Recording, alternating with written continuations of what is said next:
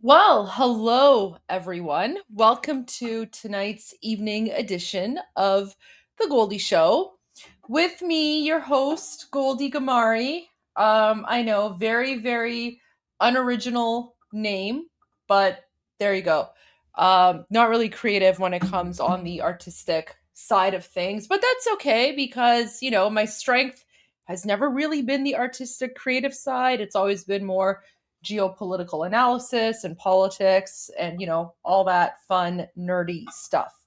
As always, as is tradition, tonight's sparkling flavored bubbly water is cherry flavored. There you go. Cherry flavored bubbly water for tonight.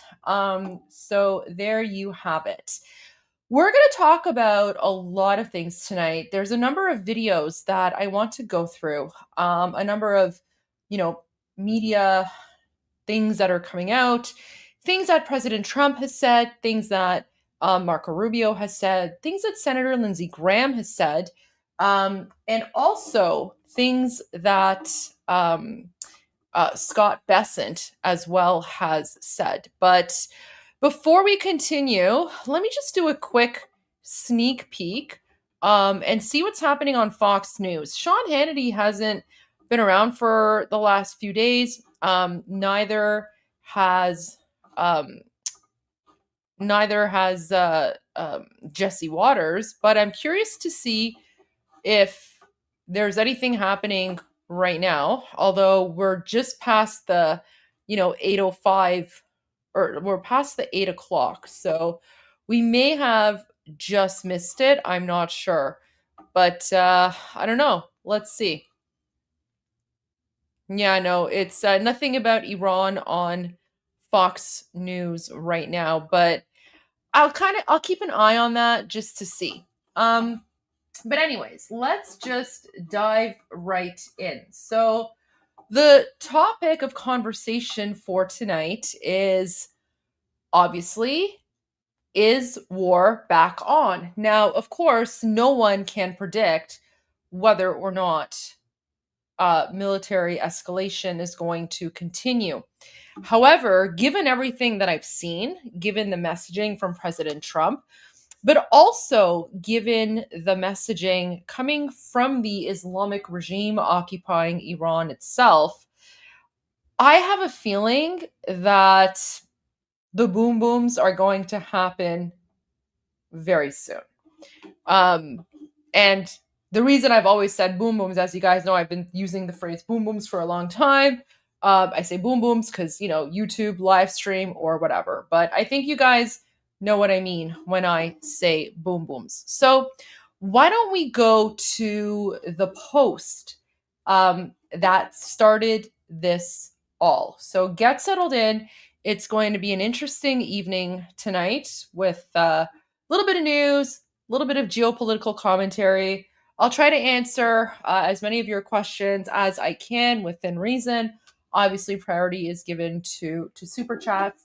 I am keeping an eye on the Rumble rants as well. So, because I know the Rumble rants don't show up, and I do apologize for that. For some reason, the Rumble rants don't show up on the streaming software that I use, but I have learned my lesson, and I do have like the Rumble live stream open on a different tab, and I just keep an eye on that once in a while.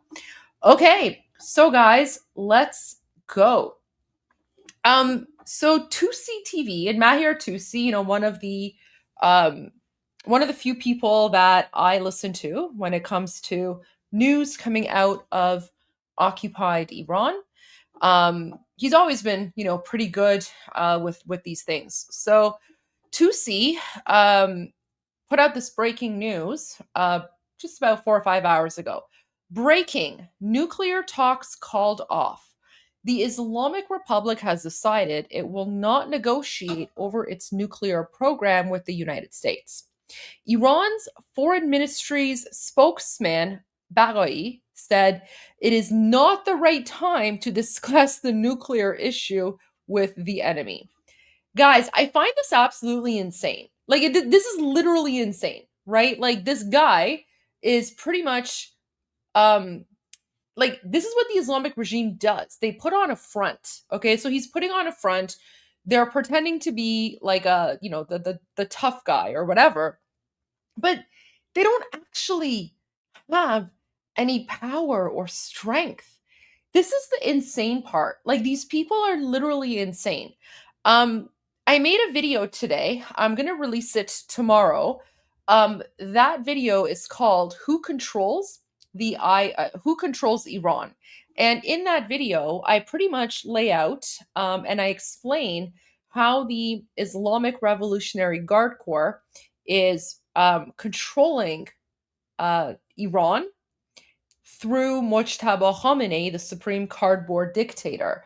And it's in fact the Islamic Revolutionary Guard Corps that's calling the shots, right? So if we go to the Boom Boom Bingo sheet, let me pull up our Boom Boom Bingo sheet here for you guys. So this is our Boom Boom Bingo sheet. Let me just change the layout quickly just so that you can see the whole thing on the screen. There we go. And I'm also going to get rid of the comments just momentarily here. So this is the Boom Boom Bingo sheet, okay? So supposedly Mujtaba Khamenei, the cardboard supreme dictator, he's supposedly in charge. But as you guys, if you recall, the guy didn't even show up for his own swearing in ceremony, right? Like he wasn't there, which is like, that's insane. Guys, like, you have no idea how insane that is, right?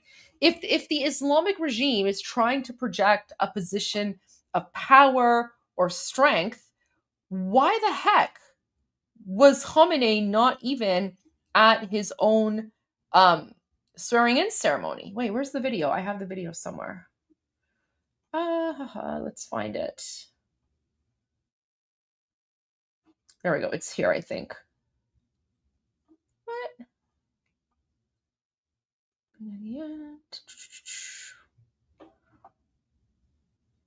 Where is it? Come on. Oh, is it this one? There we go. Here we go. So this is the video. Sorry, guys. Guys, like, look at how insane this is? Like, do you understand how insane this actually is? Where you have like the supreme dictator of the Islamic regime, right? So this is supposed to be the swearing in ceremony for the new supreme dictator of the Islamic regime.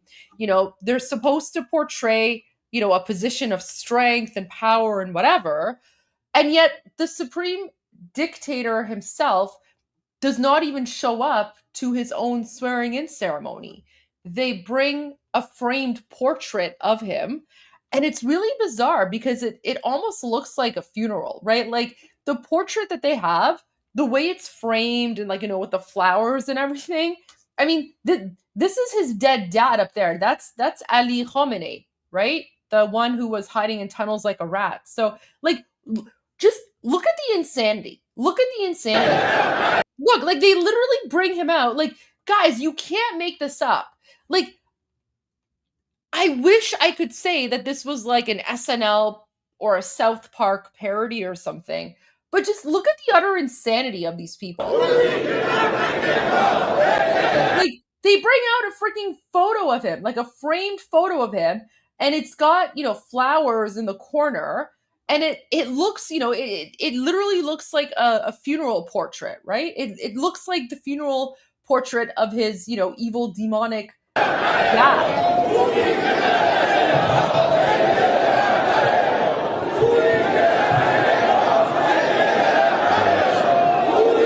And then, everyone is like chanting and they're waving their fists and they're like, oh, uni que rahbaremos hediye be mihanemos, which is like, oh, our new leader is a gift to the nation. Yeah, okay, whatever. Like your new leader is a gift to your garbage ideology. You deserve each other, and all you deserve to be, exterminated like the garbage that you are. But that's besides the point. But just look, like they bring out a piece of like cardboard, and then everyone's just like, oh, la, la, la, la, Allahu Akbar, right? Like it's the most bizarre thing. I've never seen anything like this.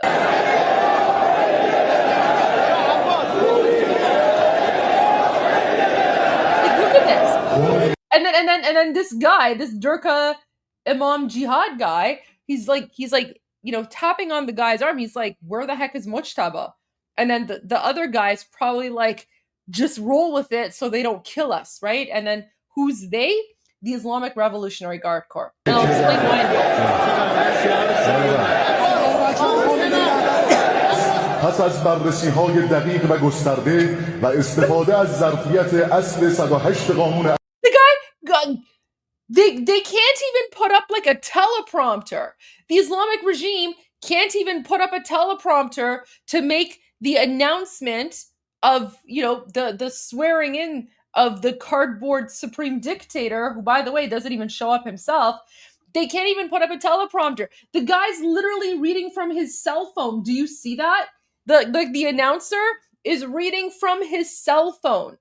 Like, this is how insane this swearing in ceremony is. Like, there is literally nothing professional about this. It's like full on Durka. Like, it's wild. It's wild. Look at this. اساسی مطابق وظیفه شرعی و اعتقاد به حضور در محضر خداوند متعال در اجلاسی فوق‌العاده امروز آیت الله سید مجتبی حسینی خامنه‌ای.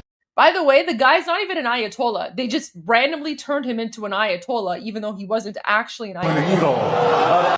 And then you know what's crazy is like the guy's like, we swear in Ayatollah, and everyone's like, oh, Allahu Akbar, Allahu Akbar. It's the craziest thing.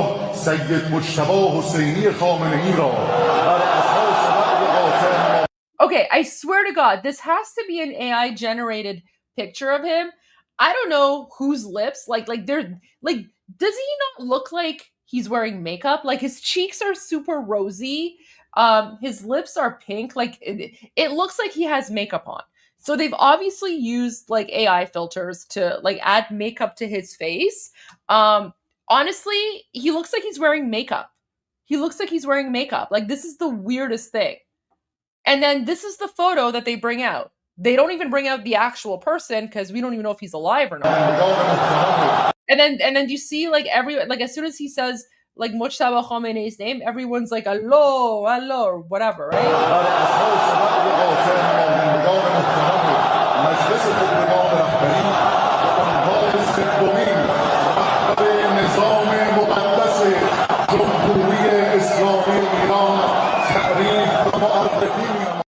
literally, this is like the most insane thing I've ever seen. Well, one of the most insane things, because I'll tell you something. As an Iranian, and every single Iranian can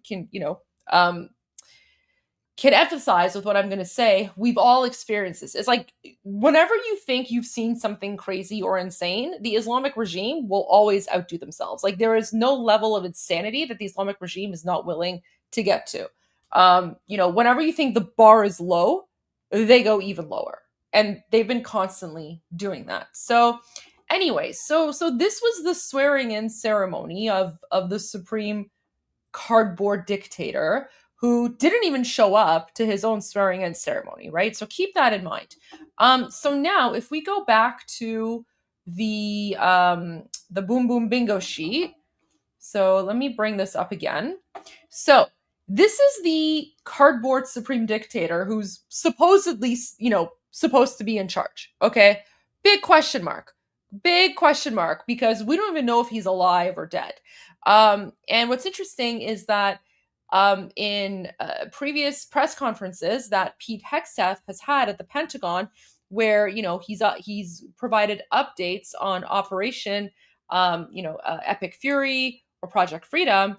Whenever he's been asked about the current supreme dictator, he just says, "I don't know," and there's always a smirk on his face, And then Pete Hegseth says things like, "Well, we don't know if he's alive or dead or in a coma." But Pete Hegseth did confirm that they have received reports that he's injured. So even Pete Hegseth has confirmed that the guy is like probably missing a few limbs and totally disfigured. So for all we know, the guy's in a coma. He probably doesn't even know that he's a supreme dictator. Now, why does this matter?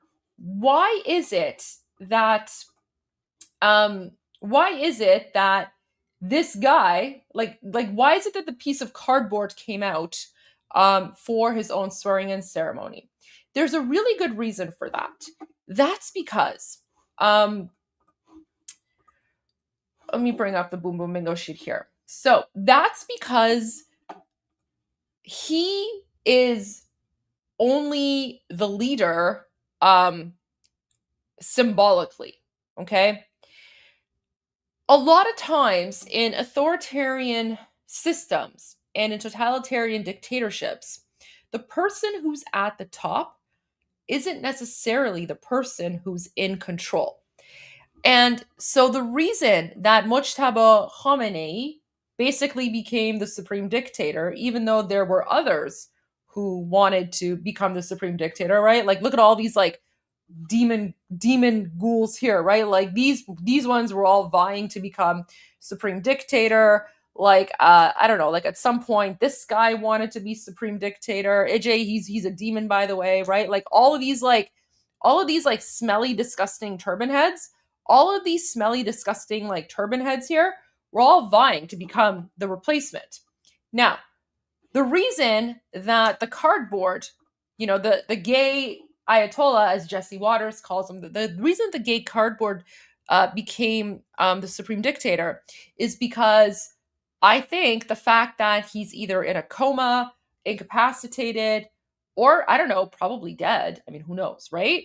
That makes it very easy for the Islamic Revolutionary Guard Corps to take control of the country and to project power and make decisions through the cardboard supreme dictator, right?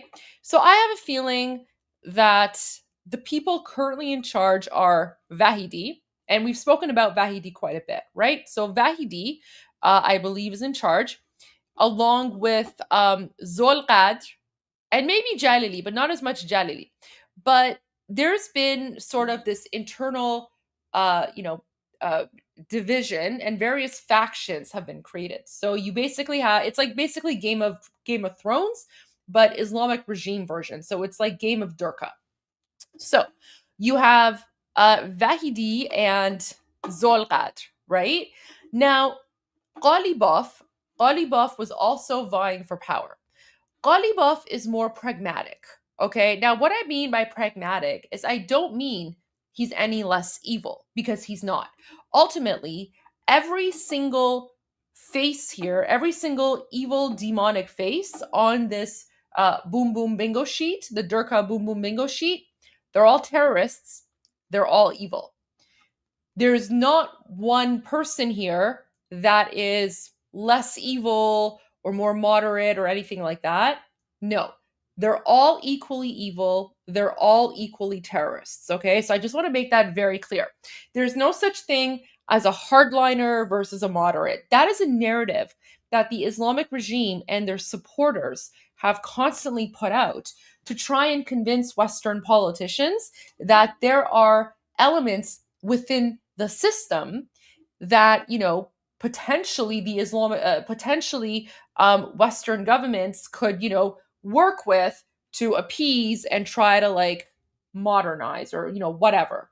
And that's a narrative that has been used since about, I would say, early 2008 2009, with the beginning of the Green Movement. And that was the rhetoric and narrative that they used with Barack Hussein Obama, as President Trump likes to call him, and that's what ended up making Barack Hussein Obama support the Islamic regime as opposed to the Iranian people who were rising up at the time. And Barack Hussein Obama sent pallets of cash to the Islamic regime, and because Obama thought that he could appease the moderates. Now, the reason that this whole narrative and rhetoric of moderate versus hardliner exists is because that's how the Islamic regime has remained in power. Whenever things get tough, the lobbyists and people who support the Islamic regime, the paid mouthpieces of the Islamic regime that are in the United States. I'm talking about organizations like the National Iranian American Council. I'm talking about journalists like Fanos Fasihi.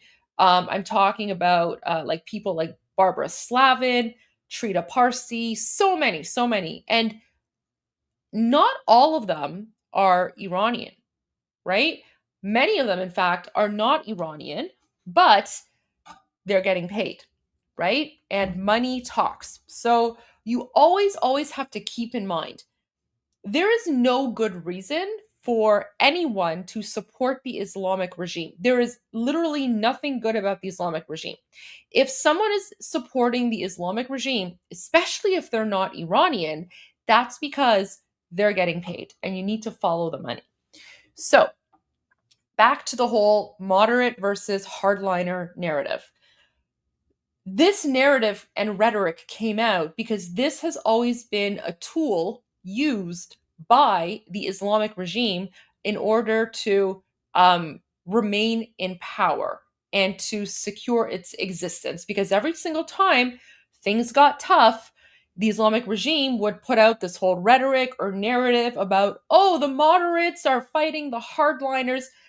It's all nonsense. It's all nonsense. And um, President Trump's administration, this administration, is the only administration who understands this and is the only administration who understands that there is no difference between moderate and hardliner. And I believe, in fact, it was Marco Rubio who actually spoke about that recently. So, where was it? Marco Rubio, moderate. Let me see if I can find it.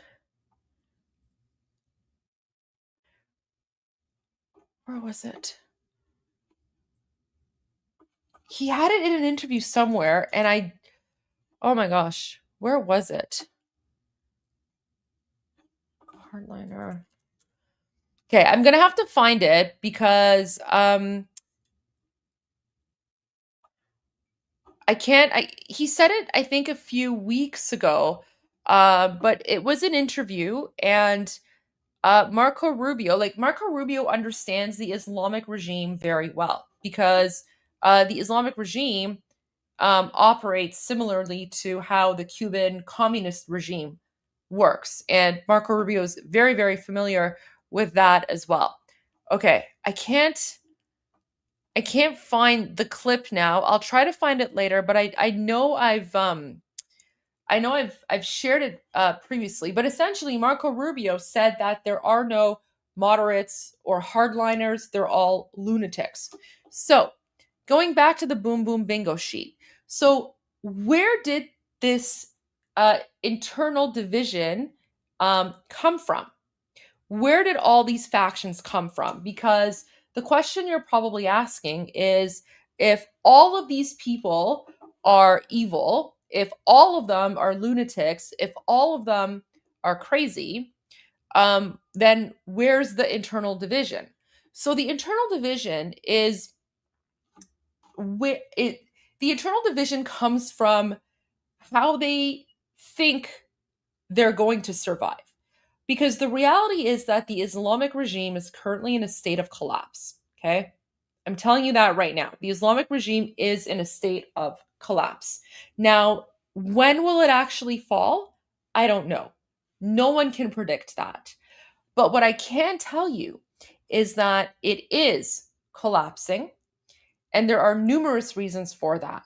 But this internal state of collapse is what is causing this internal panic, this desperation, right? You're seeing it in all of their propaganda videos, right? Like that when they're putting out videos of like, women in pink jeeps with like machine guns, driving around going Allahu Akbar or whatever, right? You see it with their hijabless prostitutes walking around and saying, "Yeah, I don't wear the hijab, but I love Khamenei," even though in just a few years ago and even today, regular Iranian women are literally jailed, raped, tortured, and beaten to death for showing a strand of hair. Okay, but they put out this crazy propaganda. It's also the reason why the internet has still been shut down for 84 days, right? 84 days of total internet shutdown. Signs of desperation. That's what you're seeing here. And so what's happening is you have these different factions who are trying to figure out how best to survive. Now, some crazy person like Vahidi here, right? And do you see the brown spot on his forehead? Do you see that? So this is something that like these like crazy Islamist jihadis do. It's like what the Muslim fanatics do, and it's basically they pride themselves on it. So that spot on his forehead, which I mean to me kind of looks like a poop stain. It just looks like someone pooped on his head and he hasn't wiped it or anything. I don't know. It's very weird, but this is basically like amongst their own like backwards cult-like ideology. This basically symbolizes, or basically this shows off that he's always praying, because when Muslims pray, there's like a piece of clay, and in Persian it's called a muhr. um I have no idea what it's called in English. um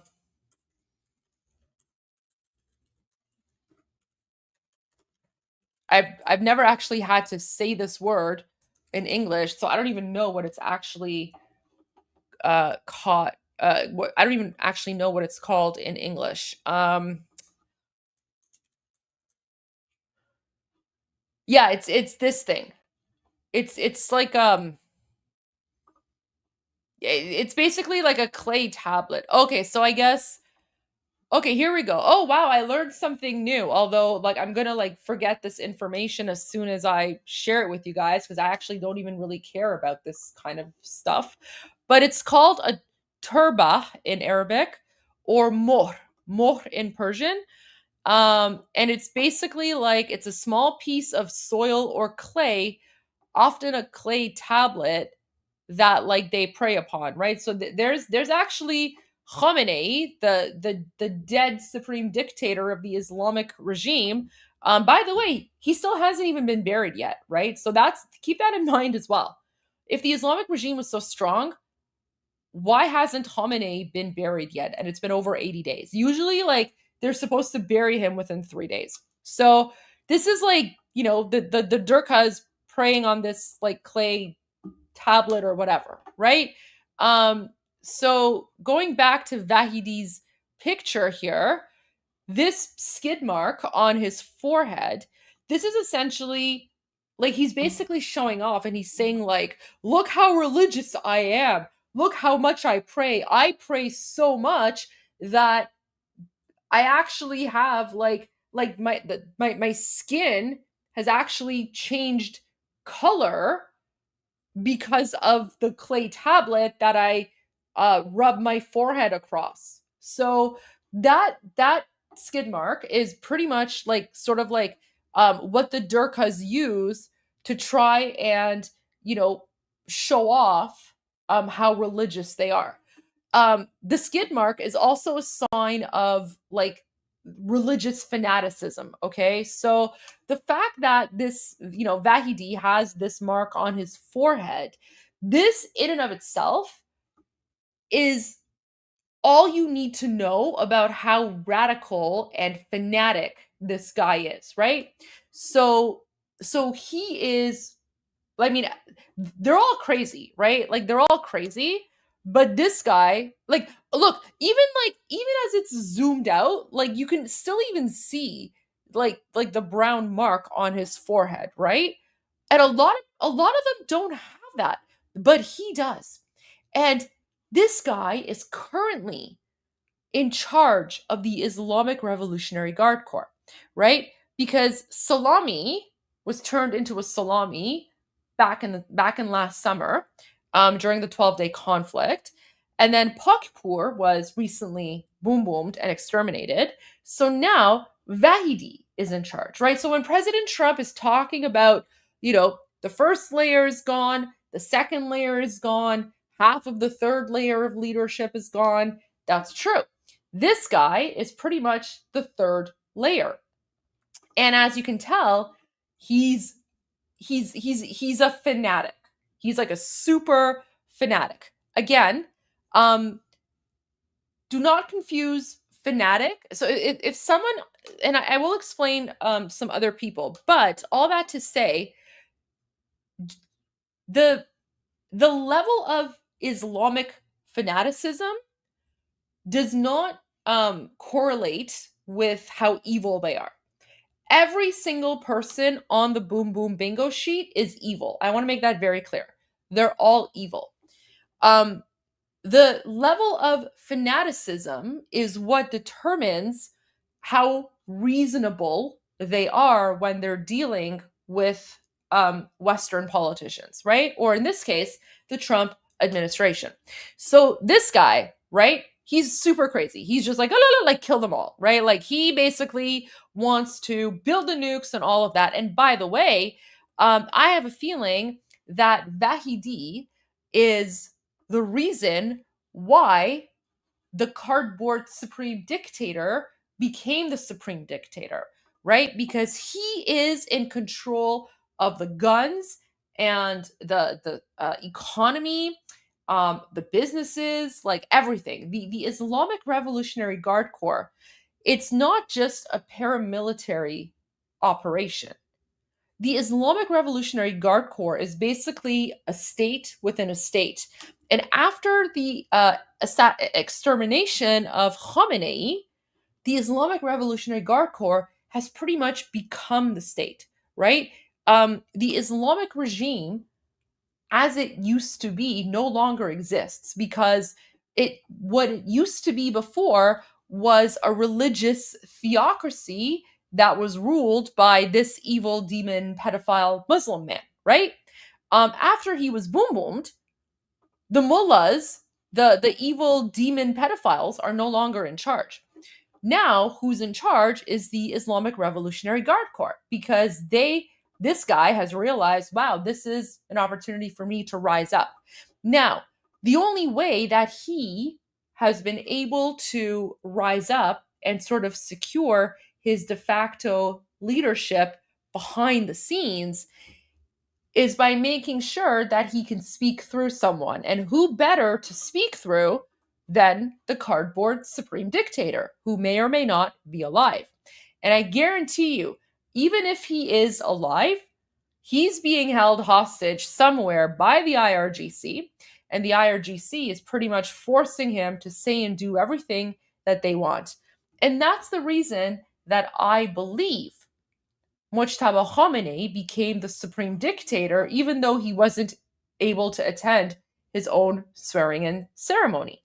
Because the Islamic Revolutionary Guard Corps, controlled by this crazy man, they have found a way to control and run the entire country. Now, who are some of the moderates and where are the internal divisions? Well, the internal divisions come from how various terrorists within the Islamic regime apparatus think that they can not only keep the Islamic regime in power, but how to keep themselves alive. And this is where we get to Ghalibaf, right? Because Ghalibaf, for the longest time, was sort of responsible for the negotiations. And Ghalibaf, what's interesting is that he is a former IRGC commander. So see how Vahidi right now is the current IRGC commander? That was Ghalibaf, okay? So keep that in mind. The politicians, okay, the politicians that you see within the Islamic regime, they're not normal politicians, right? Like most of them are either like clerics or durkas or, they've had some connection to the Islamic Revolutionary Guard Corps. So Ghalibaf, he is, I think, a bit more of a pragmatist. I'm not saying that he's a moderate. He's not moderate by any means, okay? So he's not a moderate at all whatsoever. What I'm saying is that unlike this guy who has, the skid mark on his forehead because he's a religious fanatic, as you can tell, Ghalibaf does not have the skid mark. And you have to keep in mind, there are many people who are within the Islamic regime system who are there for personal gain and personal benefit. They might not necessarily be as religious themselves. However, they walk the walk, they talk the talk, they go through the motions because that's what the system itself entails. And that's how you rise through the system by, praying to Allah and whatever the case might be. However, just because they're walking the walk and talking the talk does not necessarily mean that all of them have this jihadi, Armageddon, death cult type mentality. Now, that doesn't mean that Ghalibaf is not as evil as the rest of them. He is 100% just as evil as the rest of them. If anything, I would argue that Ghalibaf is actually more evil and more dangerous because he is better able to hide his true terrorist intentions, and he is better able to manipulate people by pretending that he is reasonable and moderate. Okay?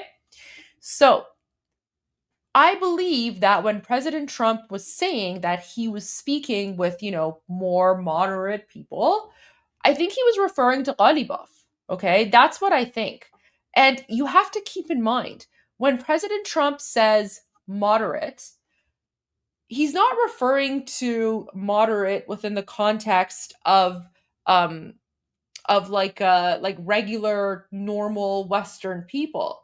In fact, I actually think, was it yesterday that President Trump had that press conference where he I think it was yesterday. It was yesterday where President Trump pointed at a reporter and he was like, these people are not like you and me. Okay, yeah, let's bring that up because um that will provide some context, right? So let me bring that up because that was really good. And actually, I never had an opportunity to watch the whole scrum. I don't even think it was that long.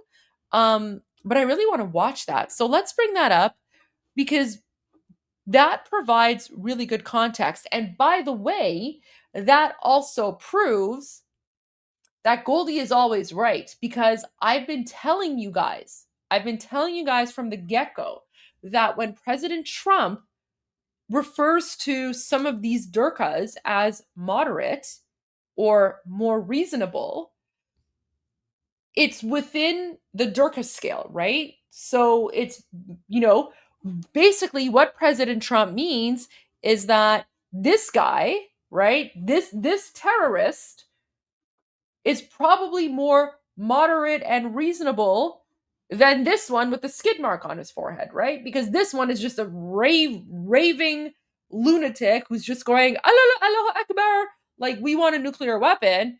Meanwhile, this one is lying to President Trump's face and saying, yeah, sure, we'll agree to everything you want, no problem. And then he goes back and then he says something completely different, right? So this one has the cognitive ability to present himself as more moderate and reasonable, even though he's not really. He's just able to put on that mask.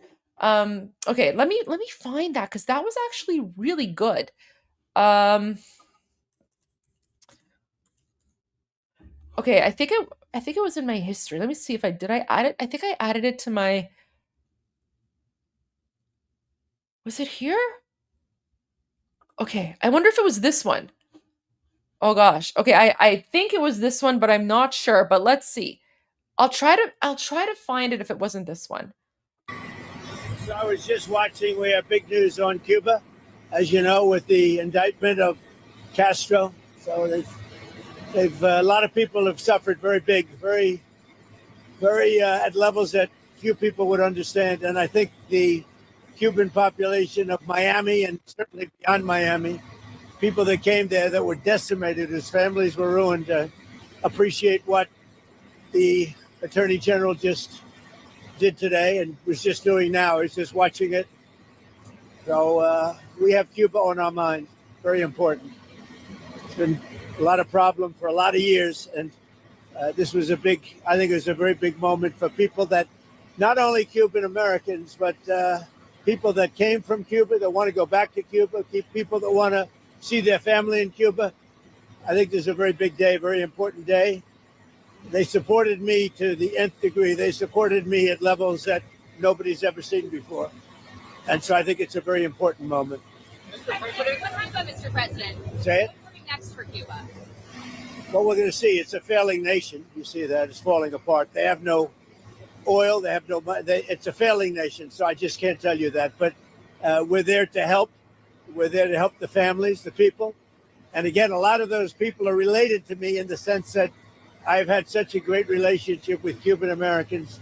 They supported me at a 94% level. That's a pretty good level. And their relatives are there. So we got to, on a humanitarian basis, we're there to help. Mr. President was there last week. Yeah. Can you talk about that at all? Well, we have a lot of people there. We had CIA there. We have Marco is there. Marco's parents, as you know, were from Cuba. Wait, I don't know if it's this one. I found another one from the same day. Let me just check that one. I have a feeling it might be this one instead. This was also from the same day. Let me play this one. How do I do this? Okay. I think it might be this one. Trip today, you're doing very well. And the numbers department, the economic numbers are phenomenal. We're in final stages of Iran. We'll see what happens. Final stages. We'll either have a deal, or we're going to do some things that are a little bit nasty. Right? So he says final stages of Iran, and then he's like, are we going to do a deal, or do we have to do some things that are nasty, aka boom booms? I don't believe that won't happen. The country's doing well. You see the numbers came out today. Wait, I wonder if I put on the closed captions, I might. Okay, you know what? So the closed captions are AI generated, but that might give you guys like some assistance in watching this, because the audio is not the greatest. Hello, everybody. We're in a nice trip today. We're doing very well. And the numbers department, the economic numbers are phenomenal. We're in final stages of Iran. We'll see what happens. We'll either have a deal or we're going to do some things that are a little bit nasty. Right? So either deal or boom booms. Deal or boom booms, one way or the other. But hopefully that won't happen. The country's doing well. You see the numbers came out today. They're fantastic. The economic numbers are fantastic. So, do you have any questions? Yes, sir. How are you feeling after this massive defeat last night? What does it mean for the Republican Party? Well, we had a great number of victories, not just Massey. Massey's the low life. We had a great number of victories. We have the governors, governorships. We won senatorships. We won everything. We won all races last night, every one of them. We have a great candidate, I believe, in Texas. And I believe the Texas candidate, who's Ken Paxton, I think he'll win. I think probably he'll win very substantially. And I think he'll go on to defeat a very defective candidate, a candidate that believes in 6 genders. And he takes hits at Jesus Christ. And Jeez, guys, 6 genders. That's nothing compared to what we're dealing with in Canada with all like the woke left politicians. Oh my gosh, don't even get me started on that. It's wild. He's wearing a mask 6 months ago. Anybody wearing a mask 6 months ago doesn't get it. And he's a vegan. He's a vegan in Texas. And you can't get elected as a vegan in Texas. You talked to Senate leadership on the Republican side about endorsing against an incumbent. I did. They'll be all right with it. They want to win. I know how to win. Are you worried about Some of them don't know how to win. I know how to win. Sir, I think I've proven that, haven't I? Are you worried about the ballroom funding, Mr. President? There's No, speculation I'm that building it. The ballroom's being built. I'm building the ballroom. You saw it yesterday, right? Yeah. We're building. You know what? I just want to say, I know this has nothing to do with Iran or geopolitics, but I do not understand why infrastructure is political.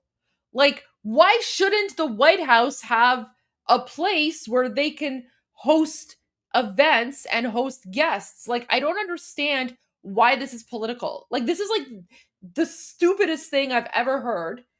And I don't get it. I don't get it. Like, I'm actually shocked and surprised that the White House does not have a ballroom. If only for security reasons. And I say that as a former politician myself. Like why? Like, why is this even an issue? Like, guys, I swear to God, if President Trump came out with like some announcement that, like, I don't know, like he's going to provide free meals to kids in underprivileged schools, the Democrats and the media are going to be like, "Oh, President Trump is playing favoritism," or like something, right? Like, no matter what President Trump does, they have to turn it into an issue, and it's just the most ridiculous thing. Like, this is like extreme TDS. A great ballroom. It's been needed. It's a very military complex. The roof is actually a drone port. The roof of the ballroom is a drone port, and it gives great safety to everything below. Yeah, safety. We're building a really great ballroom, but it's also a strong military position for our people. Do you think that Paul and Meow have dinner in the press room? You want to think who? Fans or we're going to get dinner in the press room? I think they both did great. What do you want me to say? I think they both did. Do you like that? That's pretty good though, right? I think they both did good. I watched both of them. So, both very good men. Really are. But her husband votes against me all. I don't know what's with him. You better ask her what's with him. Her husband, she's married to a second jock. He likes voting against Trump. You know what happens with that? It doesn't work out well. I don't know why he does. Mr. President, sir, on Taiwan, do you have any plans to call President Lai before you make your decision on the arms deal? What? Do you have any plans to call President Lai of Taiwan before you make a decision on the weapons package? Well, I'll speak to him. I speak to everybody. We have that situation very well in hand. We had a great meeting with President Xi. It was amazing, actually. It was amazing. Many of you were there. We'll work on the Taiwan problem. What did you set the Okay, so like just a clarification on that. the reason that my understanding, and this is what Fox News is reporting. Wait, what's this like weird audio? Mute ad. Okay. So guys, my understanding, the reason that the arms deal has been temporarily paused is due to the Iran war. Now, I mean, I don't know if this is true or not, but that's what Fox News is reporting. So, the US has temporarily paused weapons sales to Taiwan in order to ensure readiness for a potential escalation in Iran. Acting Navy Secretary Hung Chow testified to the Senate Appropriations Defense Subcommittee on Tuesday. I have not heard, I have not spoken to the Taiwanese. However, we have done some foreign military sales to them. And it's just right now we're doing a pause in order to make sure we have the munitions we need for Epic Fury, which we have plenty. We're just making sure we have everything. So, guys, this in and of itself tells me two things. First of all, the policy position on Taiwan has not changed, right? And again, keep in mind, President Trump took Marco Rubio with him to Beijing for a reason, and Marco Rubio is a very, very strong supporter of Taiwan. And Marco Rubio is also sanctioned by the CCP. But President Trump took Marco Rubio because he was sending a message and a signal to Taiwan. Signal to Beijing, also to Taiwan as well, right? Like President Trump basically taking Marco Rubio with him, in and of itself is sending reassurances to Taiwan that President Trump has their back. So that's the first thing. The second thing, the fact that the U.S. has temporarily paused weapons sales to Taiwan to ensure that, they have 100% readiness for a potential escalation with the Islamic regime occupying Iran, that in and of itself is another piece of the puzzle, right?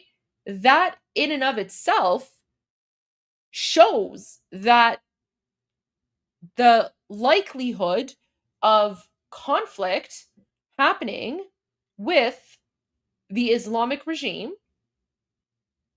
is high, right?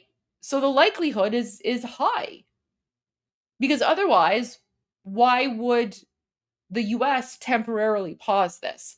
However, the mainstream media is once again twisting the narrative because they have their own agenda. So the mainstream media is portraying this temporary halt as if President Trump is changing the policy on Taiwan, but they're literally not, right? They're literally not.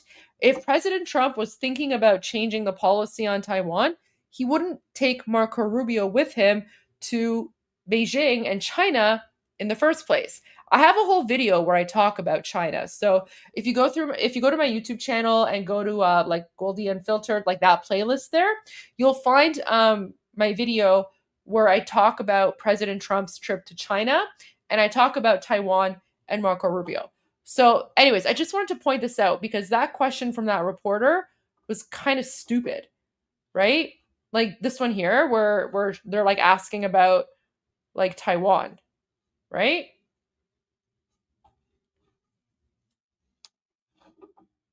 Doesn't work out well. I don't know why he does. Mr. President, Sir, on Taiwan, do you have any plans to call President Lai before you make your decision on the arms deal? What? Do you have any plans to call President Lai of Taiwan before you make a decision on the weapons package? Well, I'll speak to him. I speak to everybody. We have that situation very well in hand. We had a great meeting with President Xi. It was amazing, actually. It was amazing. Many of you were there. We'll work on the Taiwan problem. What did you say to Prime Minister Netanyahu about Iran and how long to hold off? He's fine. He'll do whatever I want him to do. He's a very, very good man. He'll do whatever. That also right there when the reporter asks President Trump about Prime Minister Netanyahu, and then Trump's like, he's fine, he'll do whatever I tell him to do. He's a good man. Again, this flies in the face of all of like the crazy I don't know, the weird podcast people, right? Like, I don't know, Chunky Yogurt and Tucker Carlson and I don't know, like all those people, right? Like, I don't know what's going on in America with like the weird podcasters, but there's like a whole cult of them that are literally making money off of pretending like Israel controls America. And it's just like this really weird, like it's like a whole bizarre conspiracy theory. And of course the anti-Semitism and Jew hatred is off the charts, right? But regardless, like what President Trump is saying here flies in the face of that narrative, right? Like Israel does not control the United States. If anything, the United States is pulling the strings. And President Trump is making that very clear, right? Like he's unequivocal. He literally says Netanyahu will do whatever I want him to do. So that in and of itself flies in the face of all of like the you know the grifters and the rhetoric and the narrative or whatever that those like weird people put out, that Israel is controlling everything and you know Jews control the world, you know, all that like just weird like Jew hate stuff that I literally, I don't know, it's like just the weirdest thing. And it's very unfortunate, right? It's very unfortunate. And it's very shameful. But unfortunately, some people have realized that there's, you know, a lot of jihadi Durkas in the world that hate Jews. And so they're literally making money off of promoting Jew hate narratives. And their audience isn't even American, I don't think, right? Like their audience is like, I don't know, the third world Durka jihadis who like, you know, watch from like other countries. Like it's crazy. But anyway, so again, like pay attention to this, right? Because when the reporter asks him about Netanyahu and Israel, Trump literally says he's fine, he'll do what I tell him to do, right? So that right there with that, like, you know, those two sentences, President Trump is just telling all, like President Trump is basically destroying the narrative and rhetoric that all those grifters are putting out on their, you know, YouTube channels or whatever. We're there. We'll work on that, the Taiwan problem.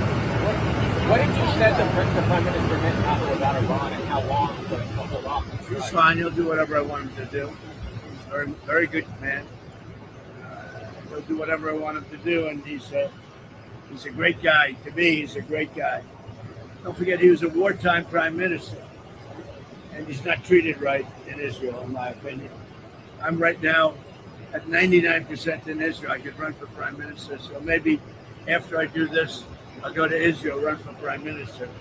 I had a poll this morning. I'm 99%, so that's good. But no, he's a wartime prime minister, and I just don't think they treat him well. Mr. President, what do you think of Spencer I think they have a president over there that treats him very poorly. You're on the same page with him on Iran? Yeah. Mr. President, anyone about replacing work? Oh, if somebody comes along, I'd look. It's a little late in the race, but if somebody comes along, I'd look. Mr. President, what do you think of Spencer Pratt? Do you see yourself in him at all, a former reality TV star? No, I'd like to see him do well. He's a character. I don't know. I assume he probably supports me. Does he support me? So yeah, I heard he does. I heard he's a big MAGA person. He's doing well. I don't know. You have a rigged vote out there. That's the problem. The votes are rigged. You have a really rigged vote in California. You have all the mail-in ballots, everything else. It's very hard to win because the elections are very dishonest. If we had Jesus Christ come down and count the votes, I would have won California because I do great with Hispanics. But it's a rigged vote. They send out 38 million votes. Nobody knows where they're going. Of course, the Democrats say this. Disproportionately, Democrats get many more votes. Some get 8 votes. They get 8 cards. And Republicans have to call in, where's my card? It's a rigged system. One of the Oh, guys, okay. Sean Hannity's on. Let's tune into Sean Hannity real quick.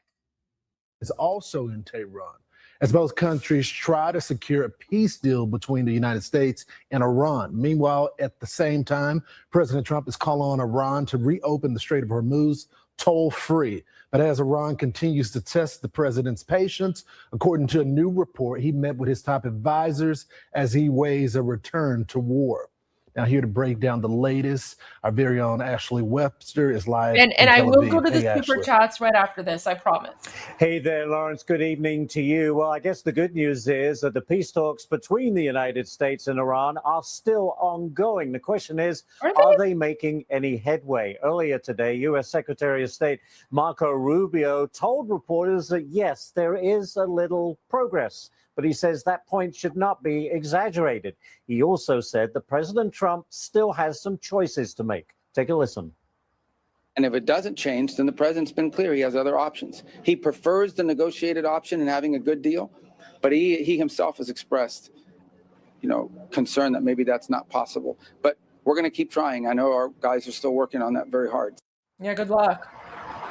Well, another positive sign is that Pakistan's army chief, Hasim Munir, has joined the peace talks in Tehran. He is look at the flag. seen as the most That's a garbage important flag. mediator in the process. He has very good relations with both Tehran and Washington. In that other development, Qatar has also sent that negotiating team to Tehran, which is interesting, to help in the Iran-U.S. Peace talks, because in March, Iran launched missiles at Qatar in retaliation for the U.S.-Israeli military campaign. Meantime, Iran is basically doubling down on efforts to establish permanent control over the Strait of Hormuz. Reports say that Tehran is now trying to convince Oman to join in to a system whereby both countries would charge large fees for commercial shipping to pass through the strait. The United States calls that unacceptable and a deal breaker when it comes to talks of peace. Lawrence, back to you. Yeah, it doesn't sound like that's going to end well. As I said at the beginning of the show, they continue to test the president's patience. We'll see how it all pans out. Thanks so much, Ashley. So breaking, some sad news out of the Trump administration today as the director of national intelligence, Tulsi Gabbard, she's resigned, announcing that her husband was diagnosed with a rare form of bone cancer. President Trump reacted to her decision on Truth Social, saying in part, quote, "Unfortunately, after having done a great job, Tulsi Gabbard will be leaving the administration on June the 30th, before adding that she has done an incredible job and will be missed." Here now with the latest, our very own Christina Coleman. Christina, how are you doing? Hi, Lawrence. Yes, doing well. And, yes, lots of breaking news here today. Tulsi Gabbard announced she's stepping down from her role overseeing the coordination of 18 intelligence agencies next month on June 30th to be by her husband's side as he fights a rare form of bone cancer. Gabbard says he faces major challenges in the coming weeks and months. She shared the letter she sent to the president stating that her husband, Abraham, has been her rock through 11 years of marriage. She says she can, in good conscience, ask him to fight this alone while she continues her demanding and time-consuming position. President Trump responded saying, quote, "She rightfully wants to be with him, bringing him back to good health as they currently fight a tough battle together." He says, "I have no doubt he will soon be better than ever. Tulsi has done an incredible job and we will miss her."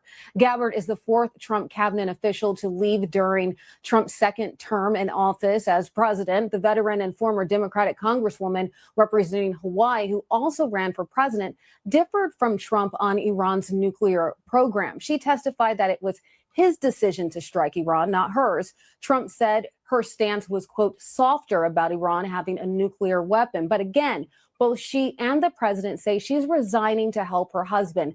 They didn't state anything about having any odds or being at odds over foreign policy regarding her resignation. Now, after Gabbard leaves, the current principal deputy director of national intelligence, Aaron Lucas, will step in and serve as the acting director of national intelligence. He will be filling that role, Lawrence. The country with distinction, first in the military, now in the administration, putting country over party as well, was once a Democrat. Christina, thank you so much for that report. Now, earlier today, President Trump held a rally in New York for Republicans ahead of the November's midterms and highlighted the work he and Republicans have done for New Yorkers. Watch. Special hello to a place that I really do love. It's called New York. I got to straighten this place out. Mike Lawler's fantastic. He's fantastic. He is a fantastic. I call him Mr. Salt. He didn't stop. He wouldn't stop. He was driving us crazy. We have to get salt. We have to get salt back. And he got it back. And he's a terrific guy, and you're lucky to have him. The people that pay 85 to 90% of your taxes are leaving. And you know, when they go, they never come back. On average, over 1 million New Yorkers claimed the deduction this year. You're able to write off nearly $22,000 on average, putting thousands of dollars back in your pockets. And these are all Republican tax cuts. The Democrats voted against every one of these tax cuts. And our record tax cuts are projected to raise incomes for New Yorkers by over $8,000, Mike, on average. We're going to boost household take-home pay for you, the people in the room, over $12,000, and protect more than 405,000 New York jobs. That was one entertaining rally. One New York Republican, President Trump, was there to support was Congressman Mike Lawler, and he is here now with more. Congressman, I got to be honest, me and you have been on the opposite side of this, just like you and the president at times when it came down to SALT. But you were able to convince the president because you never left the negotiating table, and you fought for your people. And you were able to get something done as a result of that, and now sell it to your district. All right. Okay. No question, Lawrence. And yeah, this isn't really about Iran, so I'll just kind of let it play through.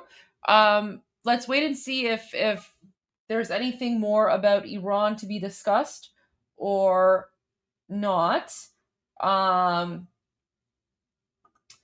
So let's go to the super chats because I haven't gone to them yet. Let's go from the beginning. Bill Herman. So Goldie, what is Donald J. Trump's plan? Any ideas? I don't know. You know what? Let me text him right now, and I will get back to you. No, I'm joking. I'm teasing. I don't have his number. If I had to opine on what President Trump's plans are, I mean, President Trump has been very clear from the get-go when it comes to his plans. His plans are unconditional surrender, and the Islamic regime will either agree to the terms of President Trump's deal or President Trump will boom them. So given that I don't see the Islamic regime agreeing to President Trump's terms, and the reason that President Trump, the reason the Islamic regime will not agree is because the skid mark guy is in charge, right? Like my browser lost connection to audio. Give me one moment, guys. Let me just reshare my browser. Sometimes this happens. So if we go back to the boom boom bingo sheet, this jihadi dude, the commander of the Islamic Revolutionary Guard Corps, he's insane. He will never ever allow anyone to agree to President Trump's terms, which include getting rid of all of their nuclear ambitions. It also includes America going in and taking the uranium dust, nuclear dust that's there. It includes stopping the financial support for their terrorist proxy groups. It also includes severely limiting, if not ending, the Islamic regime's ballistic missile program, and of course, opening up the Strait of Hormuz. Now, Ghalibaf, this guy, I believe he was prepared to agree to those terms, not because he actually is a trustworthy person, but because he is more pragmatic. So this guy, this Durka, is probably thinking like, well, if I agree to President Trump's deal right now, we just have to wait it out for 3 years, because in 3 years, President Trump will be gone, a weaker president will be in place, and then, we can go back to what we were doing before. Plus, he also doesn't want to die, right? He just doesn't want to die. That's essentially how the JCPOA functioned. When Barack Hussein Obama signed the JCPOA deal with the Islamic regime, the Democrats falsely have put out there that, oh, the JCPOA was preventing the Islamic regime from getting nuclear weapons. In fact, it was the complete opposite. The JCPOA actually enabled the Islamic regime to acquire nuclear weapons much faster. And the Islamic regime was literally building nuclear facilities in mountains. Like, who does that? Who does that? Which normal, rational government will build secret nuclear bases deep underground in mountains so that no one else knows? That's not a thing. That's literally not a thing, right? So that's why I have a feeling that whoever is currently, speaking with the American administration, they're never going to come to an agreement. And the only reason that, President Trump is saying, oh, they'll make a deal, let's see, or, Marco Rubio is saying, well, let's see, they might seem more reasonable. I have a feeling that the administration is using this language and this rhetoric in order to keep the Islamic regime on their toes, in order to make them feel like the possibility of military escalation is low. Because keep in mind, and this is really important, and this is a factor that a lot of people forget. When the United States, I was just looking at the Sean Hannity show. It's about UFOs, not about Iran. Okay, so sorry, here's what I want to say. And this is really important, and a lot of people forget this fact. When the United States and Israel targeted and exterminated Ali Khamenei, the supreme dictator of the Islamic regime, on February 28, Khamenei was not hiding underground in his bunker. For those who've been following the Iran situation for a very long time, and for many of our viewers who had been watching Iran Revolution Live for a very long time, Ali Khamenei, we used to call him Mush Ali, which means Rat Ali. Why? Because ever since the 12-day conflict with Israel back in the summer of last year, the supreme dictator of the Islamic regime has been hiding in an underground bunker, okay? In a very secure underground bunker.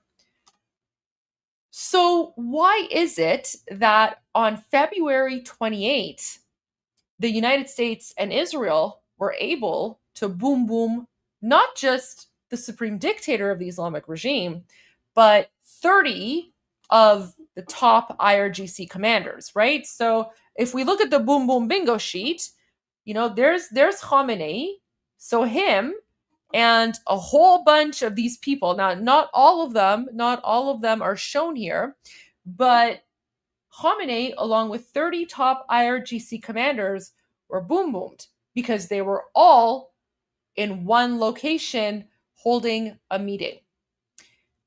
And that's because Khamenei and his top intelligence advisors had received what they thought was credible intelligence that the United States and Israel were not planning on attacking that weekend.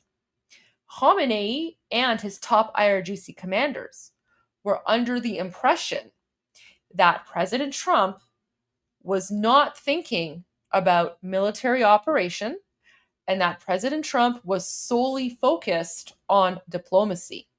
Because if you recall, 12 hours before that strike happened and 12 hours before Khamenei was boomed and sent to hell where he belongs, President Trump was saying, well, I'm not too sure. I'm not too happy about the talks, but we have more talks scheduled, over the weekend. We have more talks scheduled on Monday. Let's see how it goes. And when President Trump said that, and with the intel that Ali Khamenei and his IRGC commanders received, Khamenei was confident enough to think that there's no way President Trump and Israel are going to attack this weekend. And so Khamenei very foolishly came out of his bunker, and he was in a meeting with all of his top commanders. They had all gathered because they were all 100% confident that the United States and Israel were not going to attack that weekend. And then what happened? They were all sent to hell where they belong. So, all that to say, we can never predict what's going to happen. And we don't know when something is going to happen. And that's not because President Trump is lying to the American people or trying to, like saying one thing and doing another. No, it's because President Trump is not going to give away his military strategy to the Islamic regime. He wouldn't be stupid enough to do that. So, do I think that the military operations will resume? Yes, probably. Most likely. Why? Because this guy is currently in charge and he's calling the shots, and there's no way that he's ever going to agree to any of the terms of surrender that President Trump wants. And President Trump has made it very clear: unconditional surrender or boom booms, your choice. This guy, who was planning on unconditional surrender because he thought, or he still thinks, that the Islamic regime can wait it out, right? So he's more of a pragmatist in the sense that, he thinks, okay, well, if we agree to these terms now, whatever, we can lie, it's Takia, doesn't matter anyway. And then 3 years from now, President Trump won't be around, there'll be a new president, and, we can just go back to using the same strategy that we have been using for the last 47 years against Western politicians. So this guy wanted to wait it out. This guy is full on jihad mode. Sorry. So that's why I think the war will resume. Not because the United States wants to, because you have to remember, the United States is a rational, logical actor, right? And rational, logical actors, they would prefer a diplomatic solution where you can resolve conflicts over words. However, the Islamic regime, and especially this guy who now controls everything behind the scenes, is not a rational, normal actor. You cannot reason with them. They exist, their reality is totally different, right? Sorry. My gosh. After 146 of talking for hours every day, oh my gosh. Anyway, so to answer your question, Bill, what is Donald J. Trump's plan? Any ideas? I think his plan, again, is either the Islamic regime surrenders, and if and when they surrender, that's going to create the conditions for the Iranian people to rise up and overthrow the Islamic regime. And if they don't surrender, then the boom booms will continue until the Islamic regime is destroyed. And then the Iranian people will rise up and reclaim Iran. And we can go back to being the normal country that we were prior to 1979, when Iran, the United States, and Israel were allies. And I think that's what President Trump wants. President Trump wants to go back to that geopolitical alliance that existed between Israel, the United States, and Iran before the Gurkha jihadis, with the help of Jimmy Carter and the Democrats, ruined Iran and turned it into a 7th century Islamic hellhole governed by Sharia law.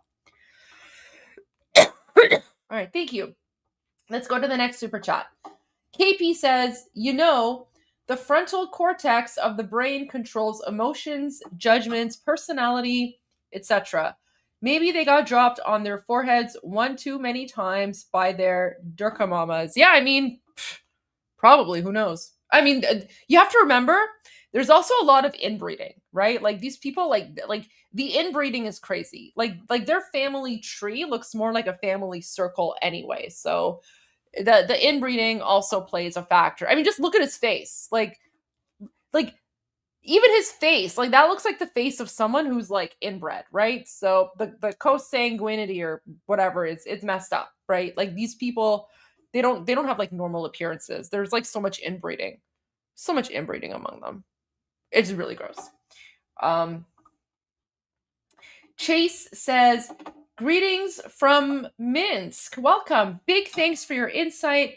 I'm displaying my lion and sun flag from my apartment window despite my country's shameful support of the IRGC. Well, thank you so much for your support. You know, one of the things I always make very clear is regardless of what country I'm speaking about, like if I say, you know, let's say China or US or UK or, you know, whatever country, Iraq, UAE, Saudi Arabia, Pakistan, whatever, I'm always referring to the government. I'm not referring to the people. Because in the same way that, you know, we Iranians want the world to differentiate between the Iranian people and the Islamic regime that's, you know, controlling the country right now, it's only fair to make that distinction. And I always make that distinction, right? Because again, like I'm focused on geopolitics and talking politics and things like that. And that's completely separate from the people. Sorry. My apologies. I might have to take like a quick break to like grab a lozenge or something. I don't have lozenges somewhere. I have to find them. Oh, there we go. Look at this, guys. Look at that. I knew I bought lozenges. Okay. That'll help me with my dry throat. I'll take a quick break and have a lozenge so I can continue. But let me go through the super chats first. Edward sent a super sticker. Thank you very much. Rastabaxis sent a super sticker. Thank you. Pats G. Crux says, I think fireworks is going to happen this weekend. Is that what you are feeling, Goldie? You seem to have the intuition for this. I mean, I can't predict anything. But I mean, fireworks will definitely happen this weekend because it is Memorial Weekend in the United States. So you guys are going to be, you know, lighting fireworks anyway. Whether it's the kind of fireworks that we're hoping for in occupied Iran, we don't know. But I can say with 100% certainty that there will be fireworks this weekend. So there you go. So there you go. But I mean, who knows? Who knows? It might happen. It might not. I mean, all signs are leading towards that. Anyway, it's very difficult to predict the timing, though, right? It's very difficult to predict the timing. But the one thing that I do know for a fact is that all the military assets are in place, and if anything. And I posted about this earlier on my X account. It almost seems as if CENTCOM is trolling the Islamic regime. Because guys, Americans, if you didn't know this, CENTCOM actually has a Farsi language account. Did you know that? Yes, Americans. There is a Farsi language X account of CENTCOM, where they write in Persian, which is kind of cool. This is like the equivalent of like the IDF. The IDF also has a Persian language X account. So here's what CENTCOM posted 8 hours ago in Persian, and yeah, there's a lot of followers, right? Like guys, Iranians, yeah, there you go. And now you know. Okay, I should make a little like Iranian here. Iranian here with another pro tip for anyone who's not from the Middle East. If you didn't already know, CENTCOM actually has a Persian language X account meant to communicate to Iranians. And now you know. There you go, or something. Whatever. I don't know. That was terrible. That was terrible. I'm out of practice. I need to make some more Iranian here videos. But anyways, here you go. So yeah, it's kind of cool. CENTCOM literally has like a Persian language X account. And here's what they posted. The U.S. Marines are directing the highly mobile M142 rocket artillery system toward a fueling station in the Middle East. These systems, operated by the U.S. Marine Raiders and the U.S. Army, are highly mobile. So, guys, CENTCOM is trolling the Islamic regime in Persian. I mean, that's what I think anyway. That's what I think. That's what I think, right? Like CENTCOM is not hiding the fact that U.S. Marines are in the area and that they're pretty much deployed and ready to go. So all that to say, my understanding is that all of the military assets have been deployed. Everything is in place. You know, all the military personnel, whether it's the Marines or Air Force personnel or whoever else that needs to be in the area is there. So everyone is pretty much locked and loaded and ready to go. And CENTCOM is not hiding that fact. I mean, here's another post from earlier today. On May 21, an American sailor aboard the USS Comstock observes a commercial ship while enforcing the United States naval blockade against Iran.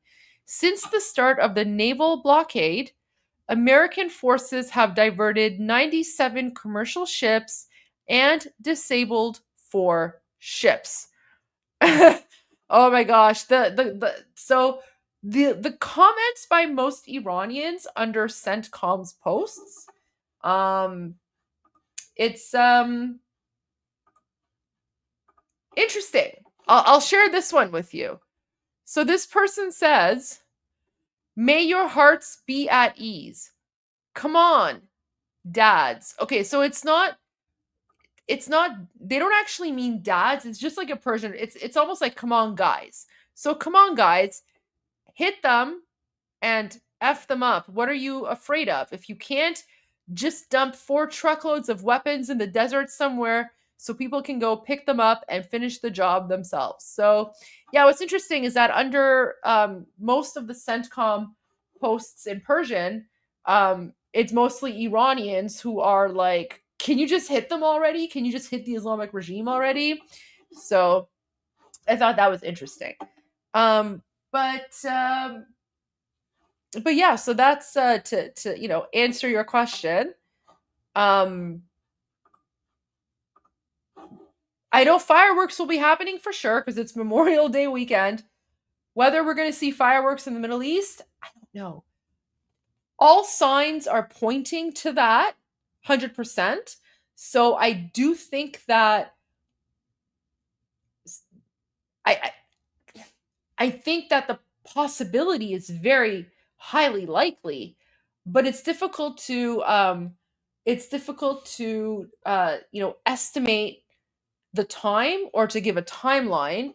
And right now, anyone who's giving you like a timeline, it's pretty much clickbait. And because the topic of Iran is very viral right now, you're going to see a lot of people and a lot of analysts or YouTubers or whatever, they're just going to put out clickbait titles because they just want the monetization, right? They just want that the money or whatever. So yeah, be prepared to see a lot of clickbait titles on Iran. The videos that I put out, I know that they're not like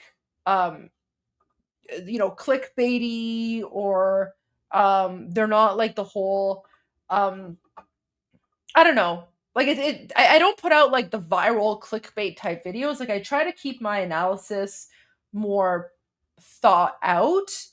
And I think maybe that's why my videos don't get as many views. But I know that for people who do watch my videos, I know that you guys do appreciate them. So I'm always happy to continue with those videos because I know they are very helpful and informative. And guys, if I knew the answer, believe me, I would tell you. But I don't know the answer. Ultimately, no one knows when something is going to happen except for President Trump because he's the commander in chief and he makes the final shot. Like he calls the shots, right? So there you go. Push-ups says China's just pissy or upset about the 30-year anniversary of Taiwan first democratic election made possible thanks to 2 American aircraft carriers. Cry harder, commies. Yeah, I agree. Absolutely on that.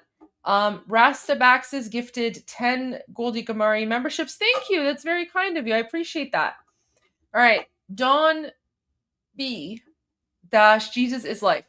Also, I don't think Trump is going to let the fact that they targeted Ivanka go unanswered. They had her house plans and everything scary. Yeah, like it is crazy. Yeah. And President Trump, the fact, like, yeah, put aside the fact that the Islamic regime has tried to assassinate President Trump several times. And even now they're still gloating about like assassinating him on Islamic regime state TV. The fact that they went after his children, like he's not going to let that go. And I think any parent can understand that, right? So I think President Trump is like his ultimate goal is the total collapse of the Islamic regime and regime change. Like I do believe that 100%, given everything that I've seen, and his Truth Social post from earlier. I don't know if it was today, but it could have been from yesterday. Wait, what is this? Oh man, President Trump's trolling people. This is so funny. Okay, what is this? Let's watch this. Welcome back to our final broadcast, ladies and gentlemen. Wait, what is this? Let me fix the screen here so that we can actually see this. What are we watching here, guys? What is this? What are we watching? What is this? What did President Trump just post? Okay, let me get rid of this. Welcome back to our final broadcast, ladies and gentlemen.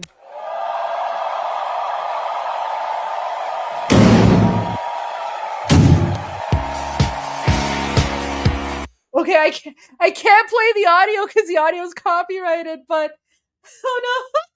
Oh no. Okay, you know what? Okay, I'll play the whole thing. And I know the audio's copyrighted, so I'll just have to I'll have to edit this part of the clip out later, but oh my gosh, this is so funny. Welcome back to our final broadcast, ladies and gentlemen.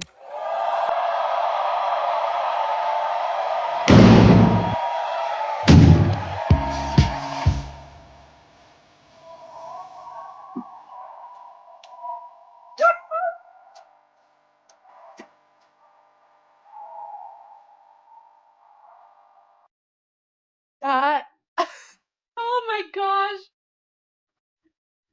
Wow, okay, he posted that on his Truth Social. Okay.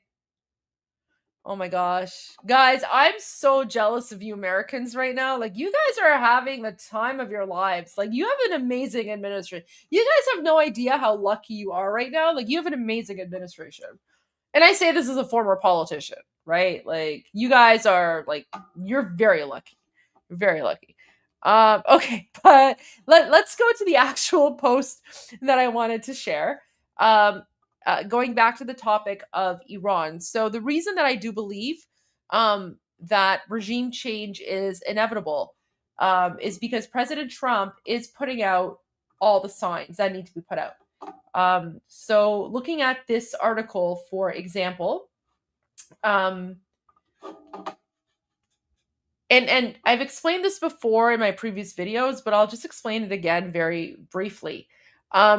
Politicians do not post links to news articles without commentary if they don't agree with it, right? So it's one thing for, let's say, President Trump to post the link to an article and say something like, this is a nonsense article. I can't believe they wrote this about me. What a load of nonsense, okay? If a politician, however, just posts the link to a news article and doesn't say anything about it, that in and of itself is implicit agreement with the article, okay? And I say this because that's how I know, like, politicians operate that way. I'm a former politician. I'm giving you the, political DL from the inside, right? So President Trump posted a link to this New York Post article, and he didn't provide any commentary, which means that he implicitly agrees with the contents of the article, and he wants all of his followers to read this article so that his followers are aware of what he thinks is good news and things that President Trump aligns with and agrees with, right? So if we go to the actual article itself, I shared the article earlier today in Iran Revolution Live, and it was right at the beginning as well. So if you want, go back and watch that, and you can read the whole. If you want me to read the whole thing, but you can just find it and read it yourselves. However, what is this thing? Okay. However, what I wanted to point out was this line here. So at one point in the article, the author writes, there is zero doubt that the trajectory for the regime in Tehran is state collapse. Okay? So President Trump is sharing an article with his followers on Truth Social that he wants his followers to read. And in that article, it says very clearly, there's zero doubt that the trajectory for the regime in Tehran is state collapse, which leads me to believe and understand that this is where President Trump is going with everything. And that's why I think the Islamic regime occupying Iran is caught between a rock and a hard place. This is why I think that President Trump has cornered the Islamic regime. This is why I think that we are in the beginning of the endgame with the Islamic regime, because the Islamic regime has a very difficult choice to make. And regardless of which choice they make, it's going to lead to their collapse. I truly believe that right now, President Trump has put the Islamic regime in a checkmate position. The Islamic regime is really just desperately trying to cling to power for as long as they can. They're trying to see if they can wait out President Trump's, the rest of President Trump's term, which is 3 years, which is not going to happen because President Trump, I think it was yesterday, that he said he's going to finish the job in Iran very soon. And he's going to do this before his presidency ends. And he's not doing this for himself. He's doing this as a gift to the American people because he can't be sure of what a future president may or may not do. God forbid a Democrat president gets elected, right? God forbid. And if the Islamic regime is around, like, they'll be around forever, right? Because the Democrats have always supported the Islamic regime. Why? Because if the Democrats were to oppose the Islamic regime today, then that means they must acknowledge the mistake that Jimmy Carter made back in 1979 when Jimmy Carter and the Democrats supported the same Islamic regime and helped bring them to power. So the Democrats are never, ever going to acknowledge that they made that mistake, because doing so is going to pretty much ruined them, because the Democrats are partially responsible for all the American deaths caused by the Islamic regime, caused by the proxies of the Islamic regime, and caused by all this instability that you're seeing, not just in the Middle East, but around the world, at the hands of the Islamic regime. The Democrats are responsible for that. And that's why they will never admit to Jimmy Carter's mistake. But yeah, so going back to this, so your point, Dawn, I don't think Trump is going to let the fact that they targeted Ivanka go unanswered. They had her house plans and everything scary. Yeah, exactly. And, President Trump is in sort of that mind zone. He's in the frame of mind of, the Islamic regime is going to collapse. It's just for President Trump, it's just a matter of how the Islamic regime is going to collapse, right? Because again, the regime is between a rock and a hard place. If the Islamic regime accepts President Trump's deal, and by the way, guys, the deal is unconditional surrender. The terms of the deal, there are 5 important conditions that must be met. The first condition is ending the nuclear program. The second condition is America going in and taking all of the enriched uranium. The third condition is severely limiting, if not ending, the Islamic regime's missile program. The fourth condition is the Islamic regime must stop supporting its terrorist proxy groups in the Middle East, stop funding them, right? Hamas, Hezbollah, Houthis, Hashd-e-Shabi. And the fifth condition is reopening the Strait of Hormuz. The Islamic regime has not agreed to any of these terms and will not agree to any of these terms. Why?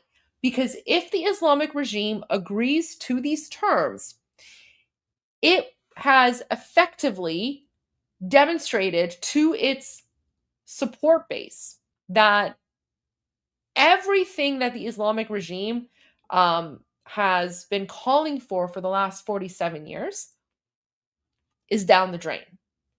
The Islamic regime has built its entire identity on this never-ending jihad, okay? The Islamic regime has always built its identity on this sort of, the fight against the great Satan, which is America, and the little Satan, which is Israel. The Islamic regime has constantly said that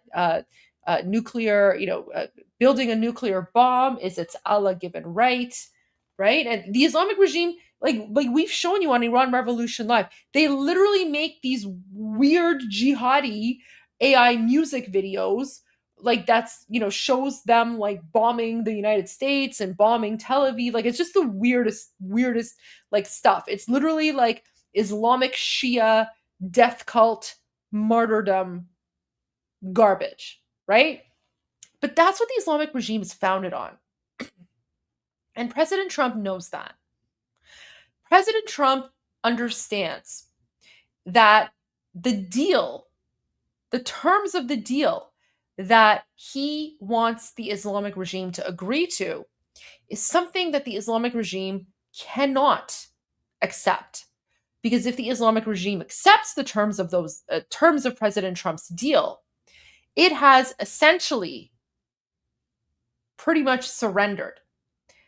And if the Islamic regime shows any sign of weakness, that will mean that its support base disperses, and then the Iranian people will rise up to overthrow the Islamic regime. So that's the first situation. The other option, well, that's the first option. The second option for the Islamic regime is that it can not accept President Trump's deal, which means the boom booms will resume. The Islamic regime is not strong when it comes to the United States or Israel. President Trump is 100% correct when he says that the Islamic regime has no military left, right? Like no Navy, no Air Force, no nothing, okay? Everything has been destroyed. The only thing that the Islamic regime has left is almost like these like terrorist militia proxy groups that go around and murder Iranian people. Because the Islamic regime has never, ever been strong against other countries. The only thing the Islamic regime is good at is suppressing and oppressing the Iranian people. That's why the Islamic regime murdered over 40,000 innocent unarmed Iranians on January 8 and 9 back in January 8 and 9 when Iranians were rising up. That's why when you see these images and videos of the Islamic regime, going around and, they have like people holding like machine guns on the back of trucks or whatever, that's not meant for the United States or Israel. That's meant for the Iranian people. That's meant to scare the Iranian people. So that's why the Islamic regime finds itself between a rock and a hard place. If the Islamic regime accepts President Trump's deal, that essentially means that it has surrendered. That will create the conditions for the Iranian people to rise up and overthrow the regime. If the Islamic regime does not accept President Trump's deal, then President Trump will boom boom them, eradicate them, and the Iranian people will rise up and reclaim the country anyway. So that's why this article is really important. And I believe that's why President Trump shared this article on his Truth Social post, because he's saying there's zero doubt that the trajectory for the regime in Tehran is state collapse, because no matter which option the Islamic regime chooses, it will inevitably lead to state collapse. The destination is the same. The only thing the Islamic regime right now is trying to figure out is the journey. Which path will they take to that final destination of state collapse? That's how I see this playing out. All right. Let's go to the next super chat. S. Simpson gave a super sticker. Thank you. Oh, and became a new member. Welcome to Goldie's gang. Welcome, welcome, welcome. Glad you are here. Sorry. I appreciate the support. Enjoy the emojis. Spring Fauna says, Goldie, I'm going to be your American auntie here. Drink some hot tea with lemon and honey. Thank you for helping us understand all this. Oh, thank you so much, Spring Fauna. You know what's actually interesting is that this Ricola, the Ricola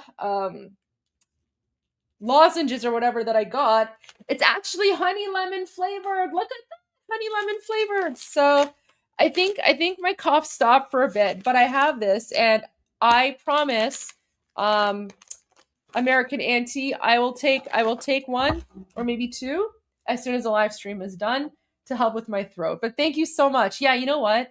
I should probably do that. Like, instead of bubblies, maybe I should start drinking hot tea with lemon and ginger and honey instead, because I know that definitely helps. So, but thank you so much for that. Thank you for looking out for me, and I hope you're enjoying the live stream. Simpson sent another super sticker. Thank you. JMG Wokester. Goldie, fireworks are not used for Memorial Day in the United States. It's supposed to be a solemn remembrance of those who died serving our country. 4th of July is the fireworks holiday. Oh, okay. So is Memorial Day more like Remembrance Day? Wait, I'm sorry. Let me look this up. I thought there were. Okay, I was thinking of something else then. See, guys, this is how you can tell I'm not Canadian. Sorry, I'm not American. I'm Canadian.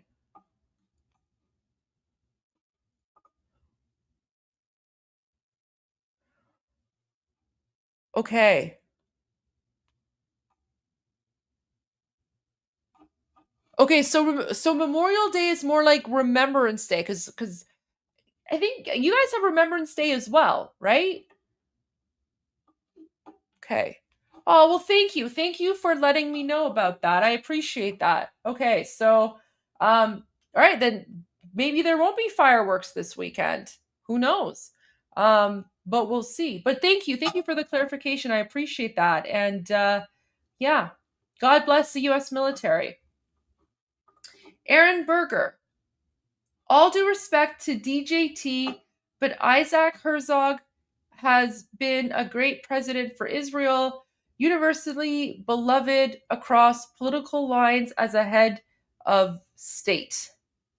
Yeah, so I don't think President Trump is saying what he's saying as a jab to Israel. President Trump is saying what he's saying because he's dealing with the crazy people like Tucker Carlson and Candace Owens and Megyn Kelly and you know all these like podcasters who are basically grifting off of this anti-Israel agenda and you know Israel controls the world narrative. President Trump even posted about it on Truth Social, I believe. Let me see if I can find it. Like he basically called out like Tucker Carlson and all these people, right? Where was it? It was okay.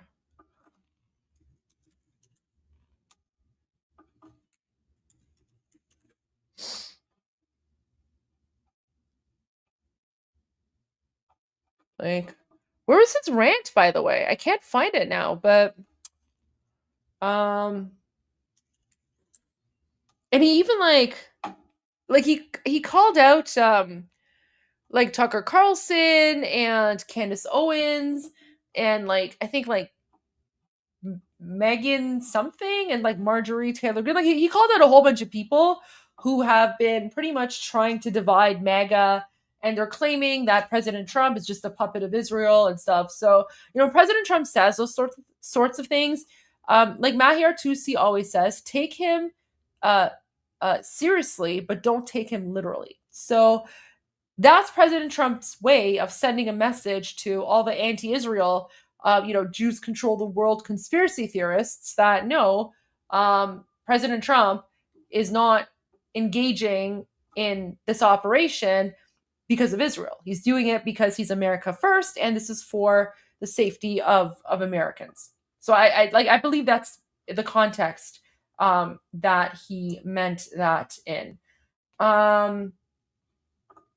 KP says Goldie, Memorial Day is a day we honor our fallen military and those that have served and have passed on. The 4th is fireworks. Thank you for the clarification. So I guess that's so. Do you guys? But you guys have Remembrance Day as well, right? So it's nice. I think. Wait.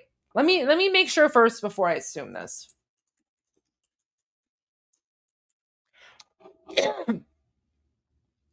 Oh, okay. I see. So So then here's the thing. Your Memorial Day.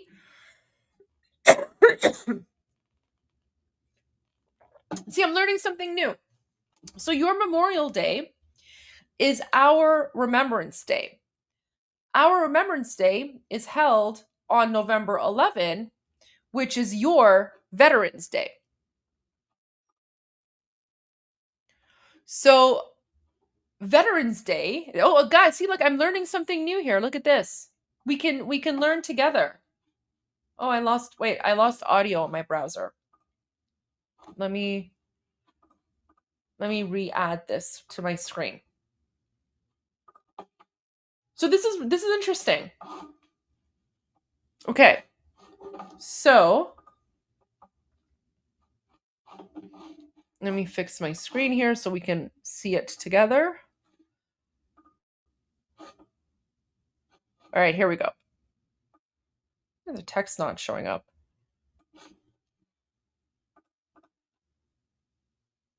Is this working? Okay, all right, I'll just do that. Okay, guys, so we're learning together. So United States does not observe a federal holiday called Remembrance Day. So Remembrance Day is Canadian. That's basically our equivalent of Memorial Day, and we have it on November 11th. Instead, the equivalent observances are divided into two distinct U.S. federal holidays, Memorial Day and Veterans Day. So Veterans Day is a U.S. equivalent to Remembrance Day in Commonwealth nations like Canada and the UK. It's observed annually on November 11. It is primarily dedicated to honoring and thanking all living military veterans who served honorably in the U.S. Armed Forces, both in wartime and peacetime. Memorial Day is the American Day of Remembrance, meant specifically to mourn those who died in military service. Okay, I see. So you guys, you split it up into 2 days. So Veterans Day is for living veterans, and then Memorial Day is for those who've paid the ultimate sacrifice.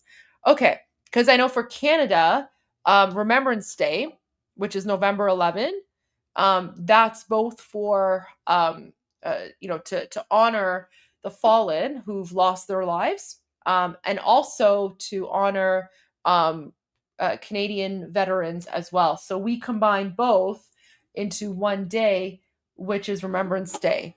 This is kind of cool, though. This is kind of cool. I kind of like how in America it's sort of split into two,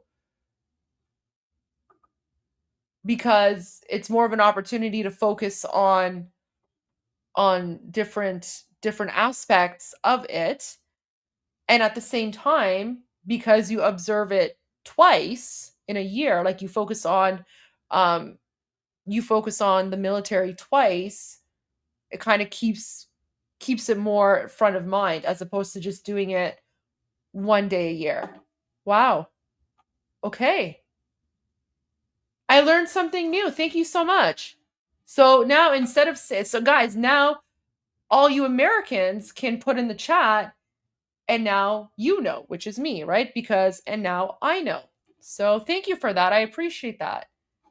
Wow. Okay, let's continue with the super chats.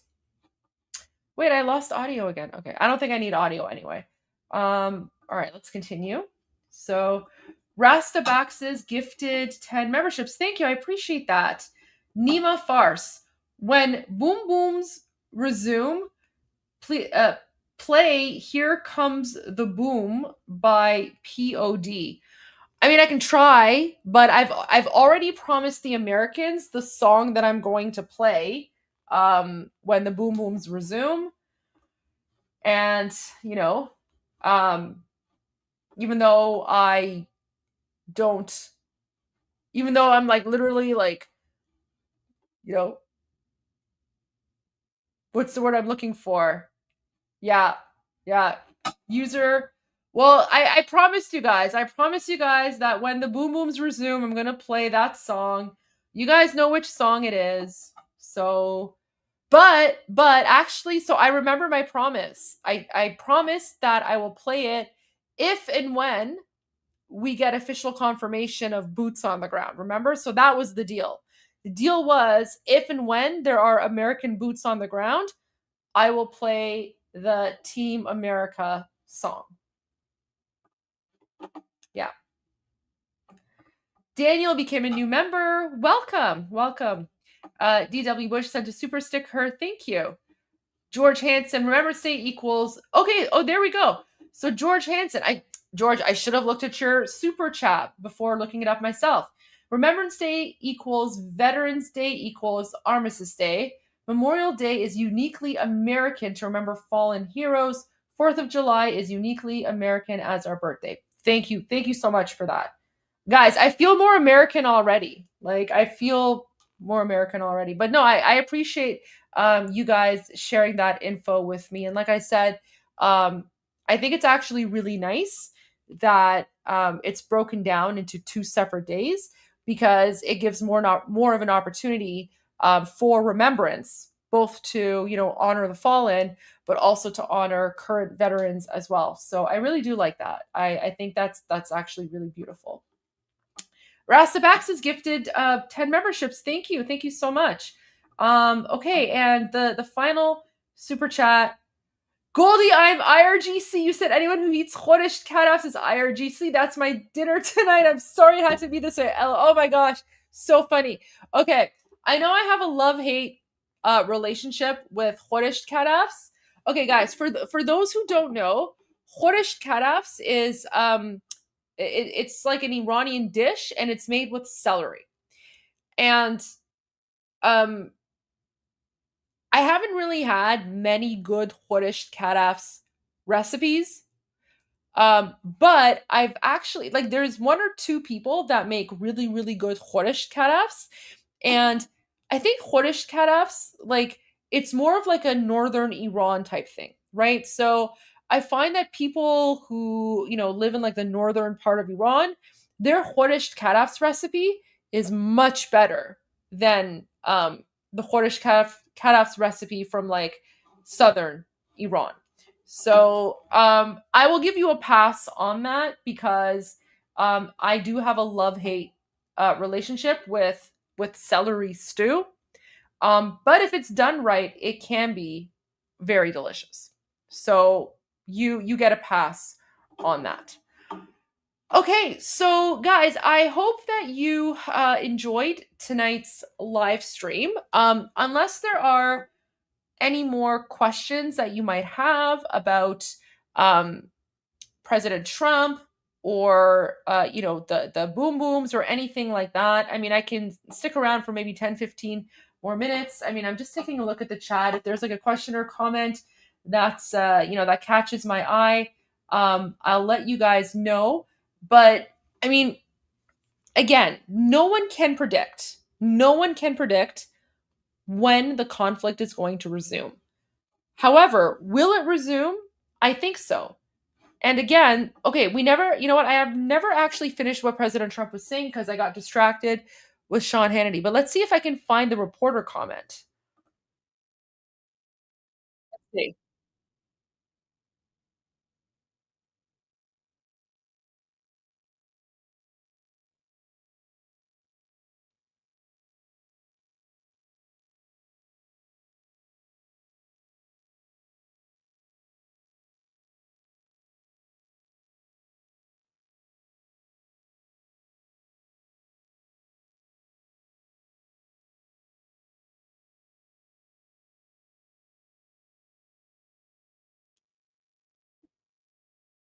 Whoa.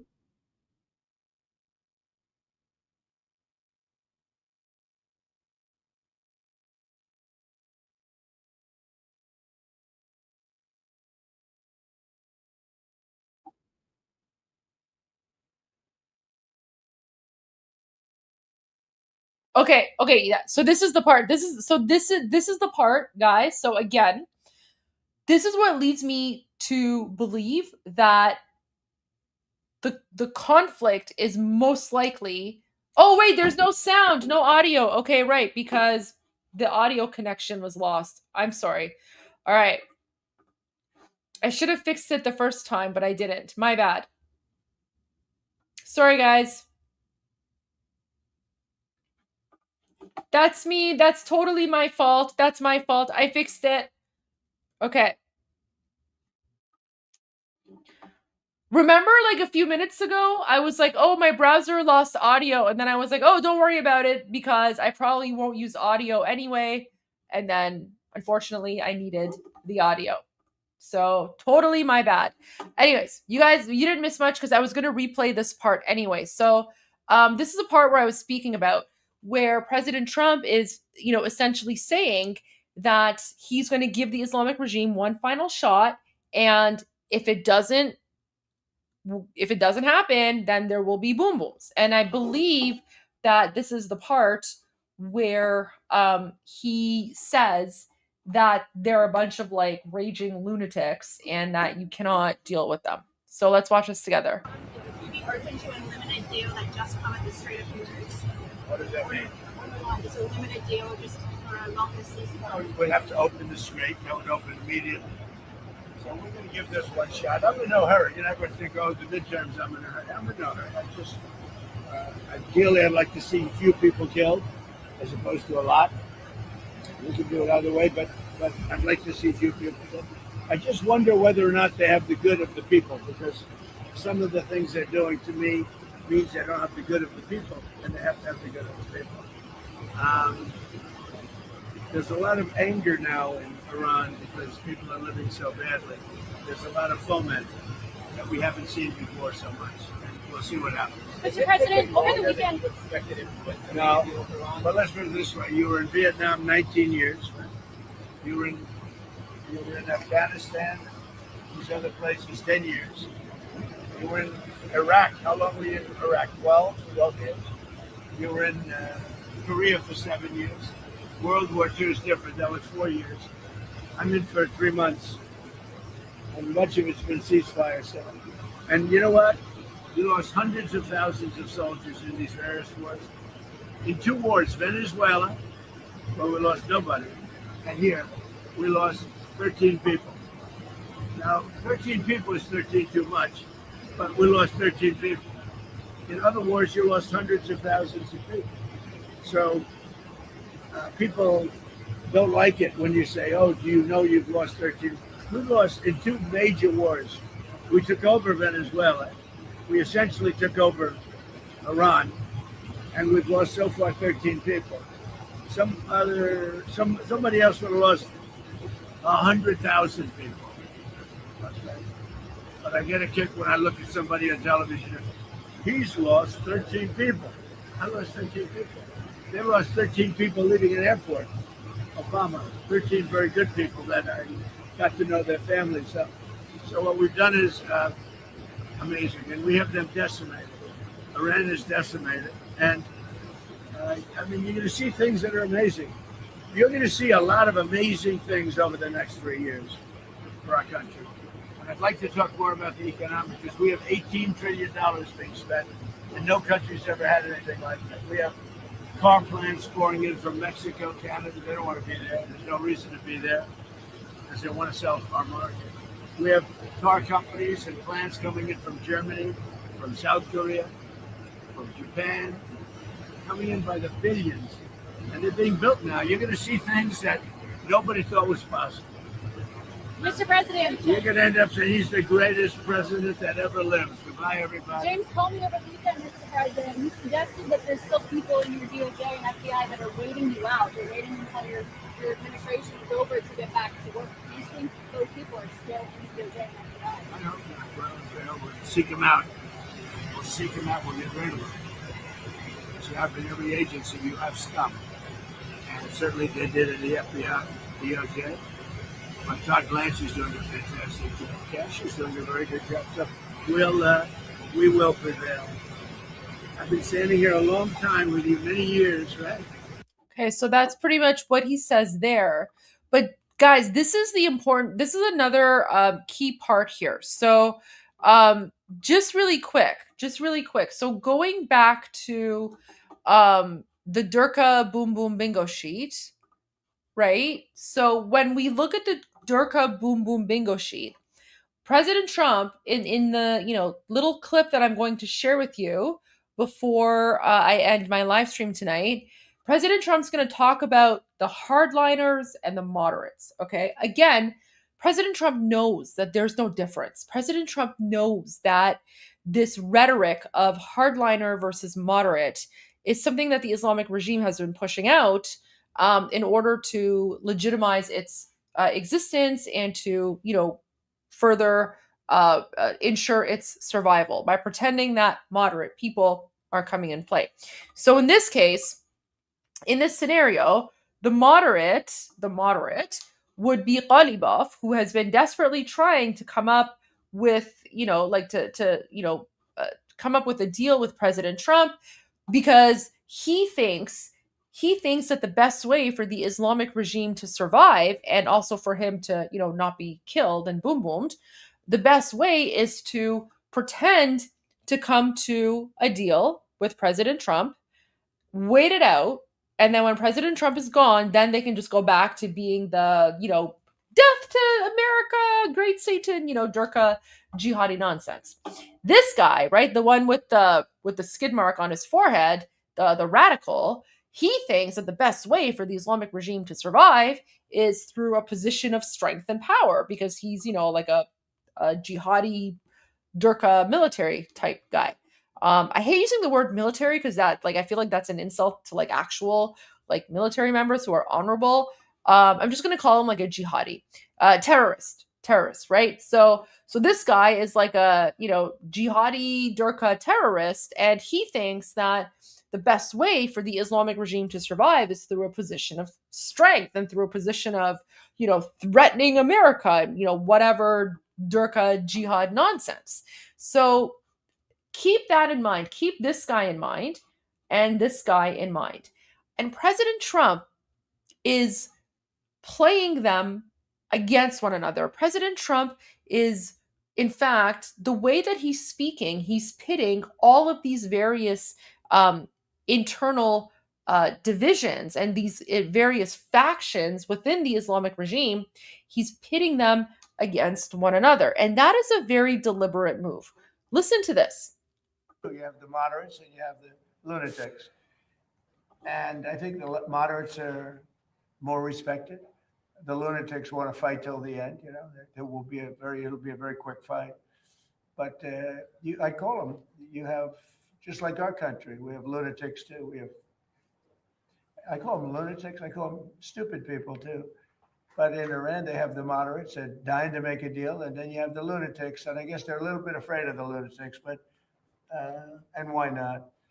The level of ferocity for protests, the people are watching it. They want to go out on the streets. They have no weapons. They have no guns.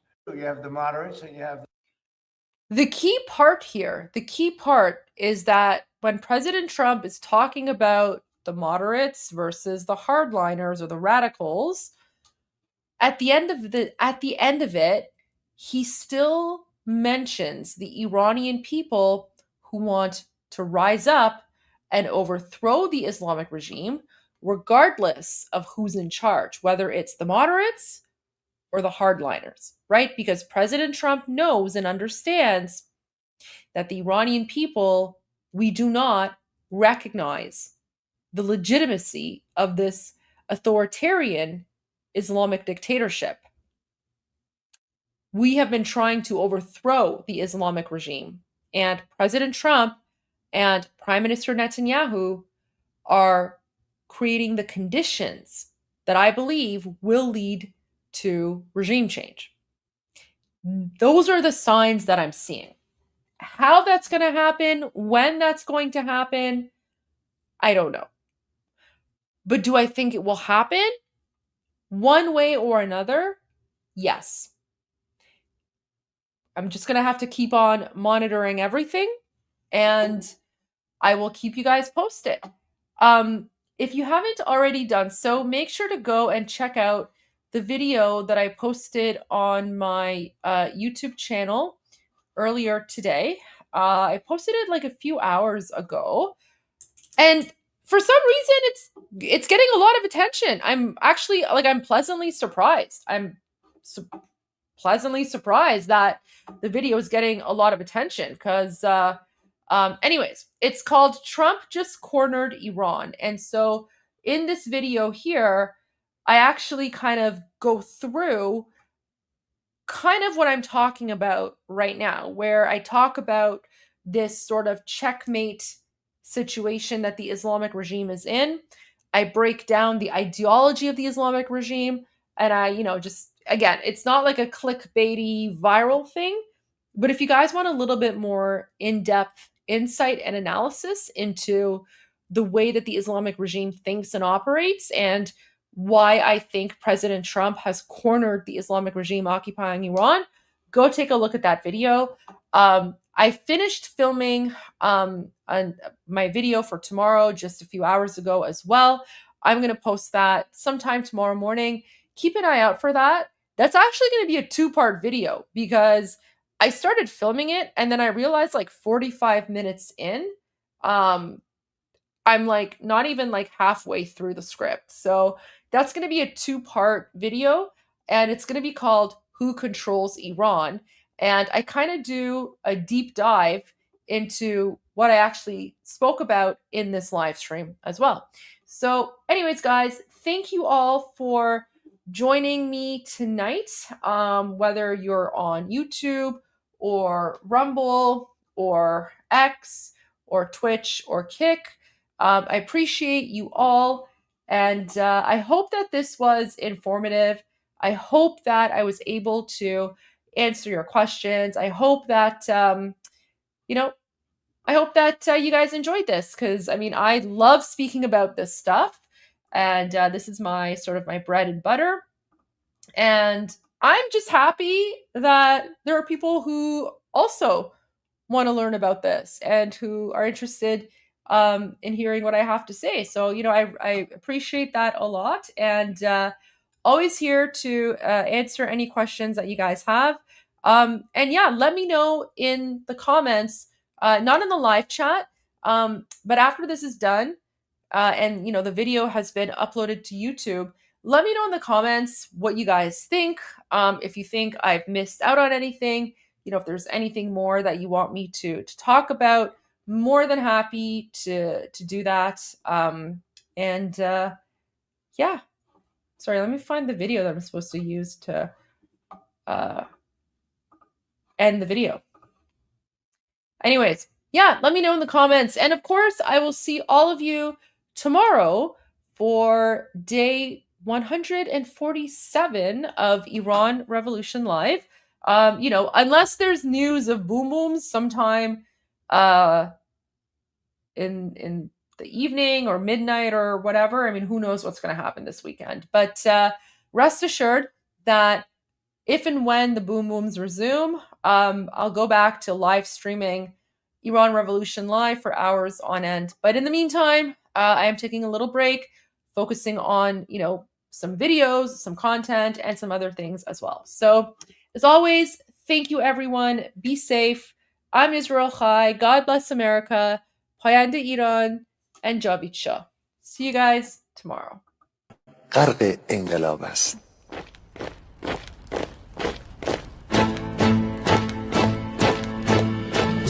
کشور ما، تاریخ ما ترسید گر فرا گرفته، گویی اهورا مستا دوباره در نور خود مرا گرفته. اکنون سرودی سر میدهم باز فارغ از رنج و تشویش، ایران غرق انقلاب است، به پیش به پیش به پیش. ایران غرق انقلاب است، به پیش به پیش به پیش. هن ای پدر، هن ای پسر، برخیز و باماش و هنگام، تا درد آن تجربه تلخ ما را نکشیده در خواب. بگذار هر دم بغرند گرگ‌ها دم لباس میش. ایران غرق انقلاب است، به پیش به پیش به پیش. ایران غرق انقلاب است، به پیش به پیش به پیش. ای کارگر، ای برزگر، راحت کنون ادامه دارد در این زمان که پرتو یزدان از هر سو بر تو میبارد. پس پیش به سوی آزادی از بحر خزر تا کیش. ایران غرق انقلاب است، به پیش به پیش به پیش. ایران غرق انقلاب است، به پیش به پیش به پیش. خلقا به پا بهر دفاع از استقلال و آزادی، تا بشکنیم پشت ارتجاع پیریزی ویران آبادی. تا زنده سازیم سنت‌های ملی از هر آیین و کیش. ایران غرق انقلاب است، به پیش به پیش به پیش. ایران غرق انقلاب است، به پیش به پیش روزی که تمام این دلبشو و انقلاب تموم بشه و ما در روشنایی، نور و سعادت مردم کشورمون غرق بشیم.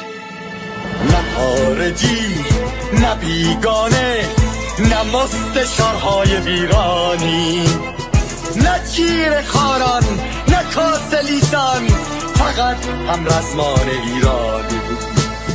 ما با شرافت میهنیم بسازیم فخر فرزندان خویش. ایران غرق انقلاب است، به پیش، به پیش، به پیش. ایران غرق انقلاب است، به پیش، به پیش، به پیش. مردان بیایید داخل صف ما، اکنون که آغاز رویاست. دشمنان بدانید ما زنده هستیم، بعد از ما هم ایران پابرجاست.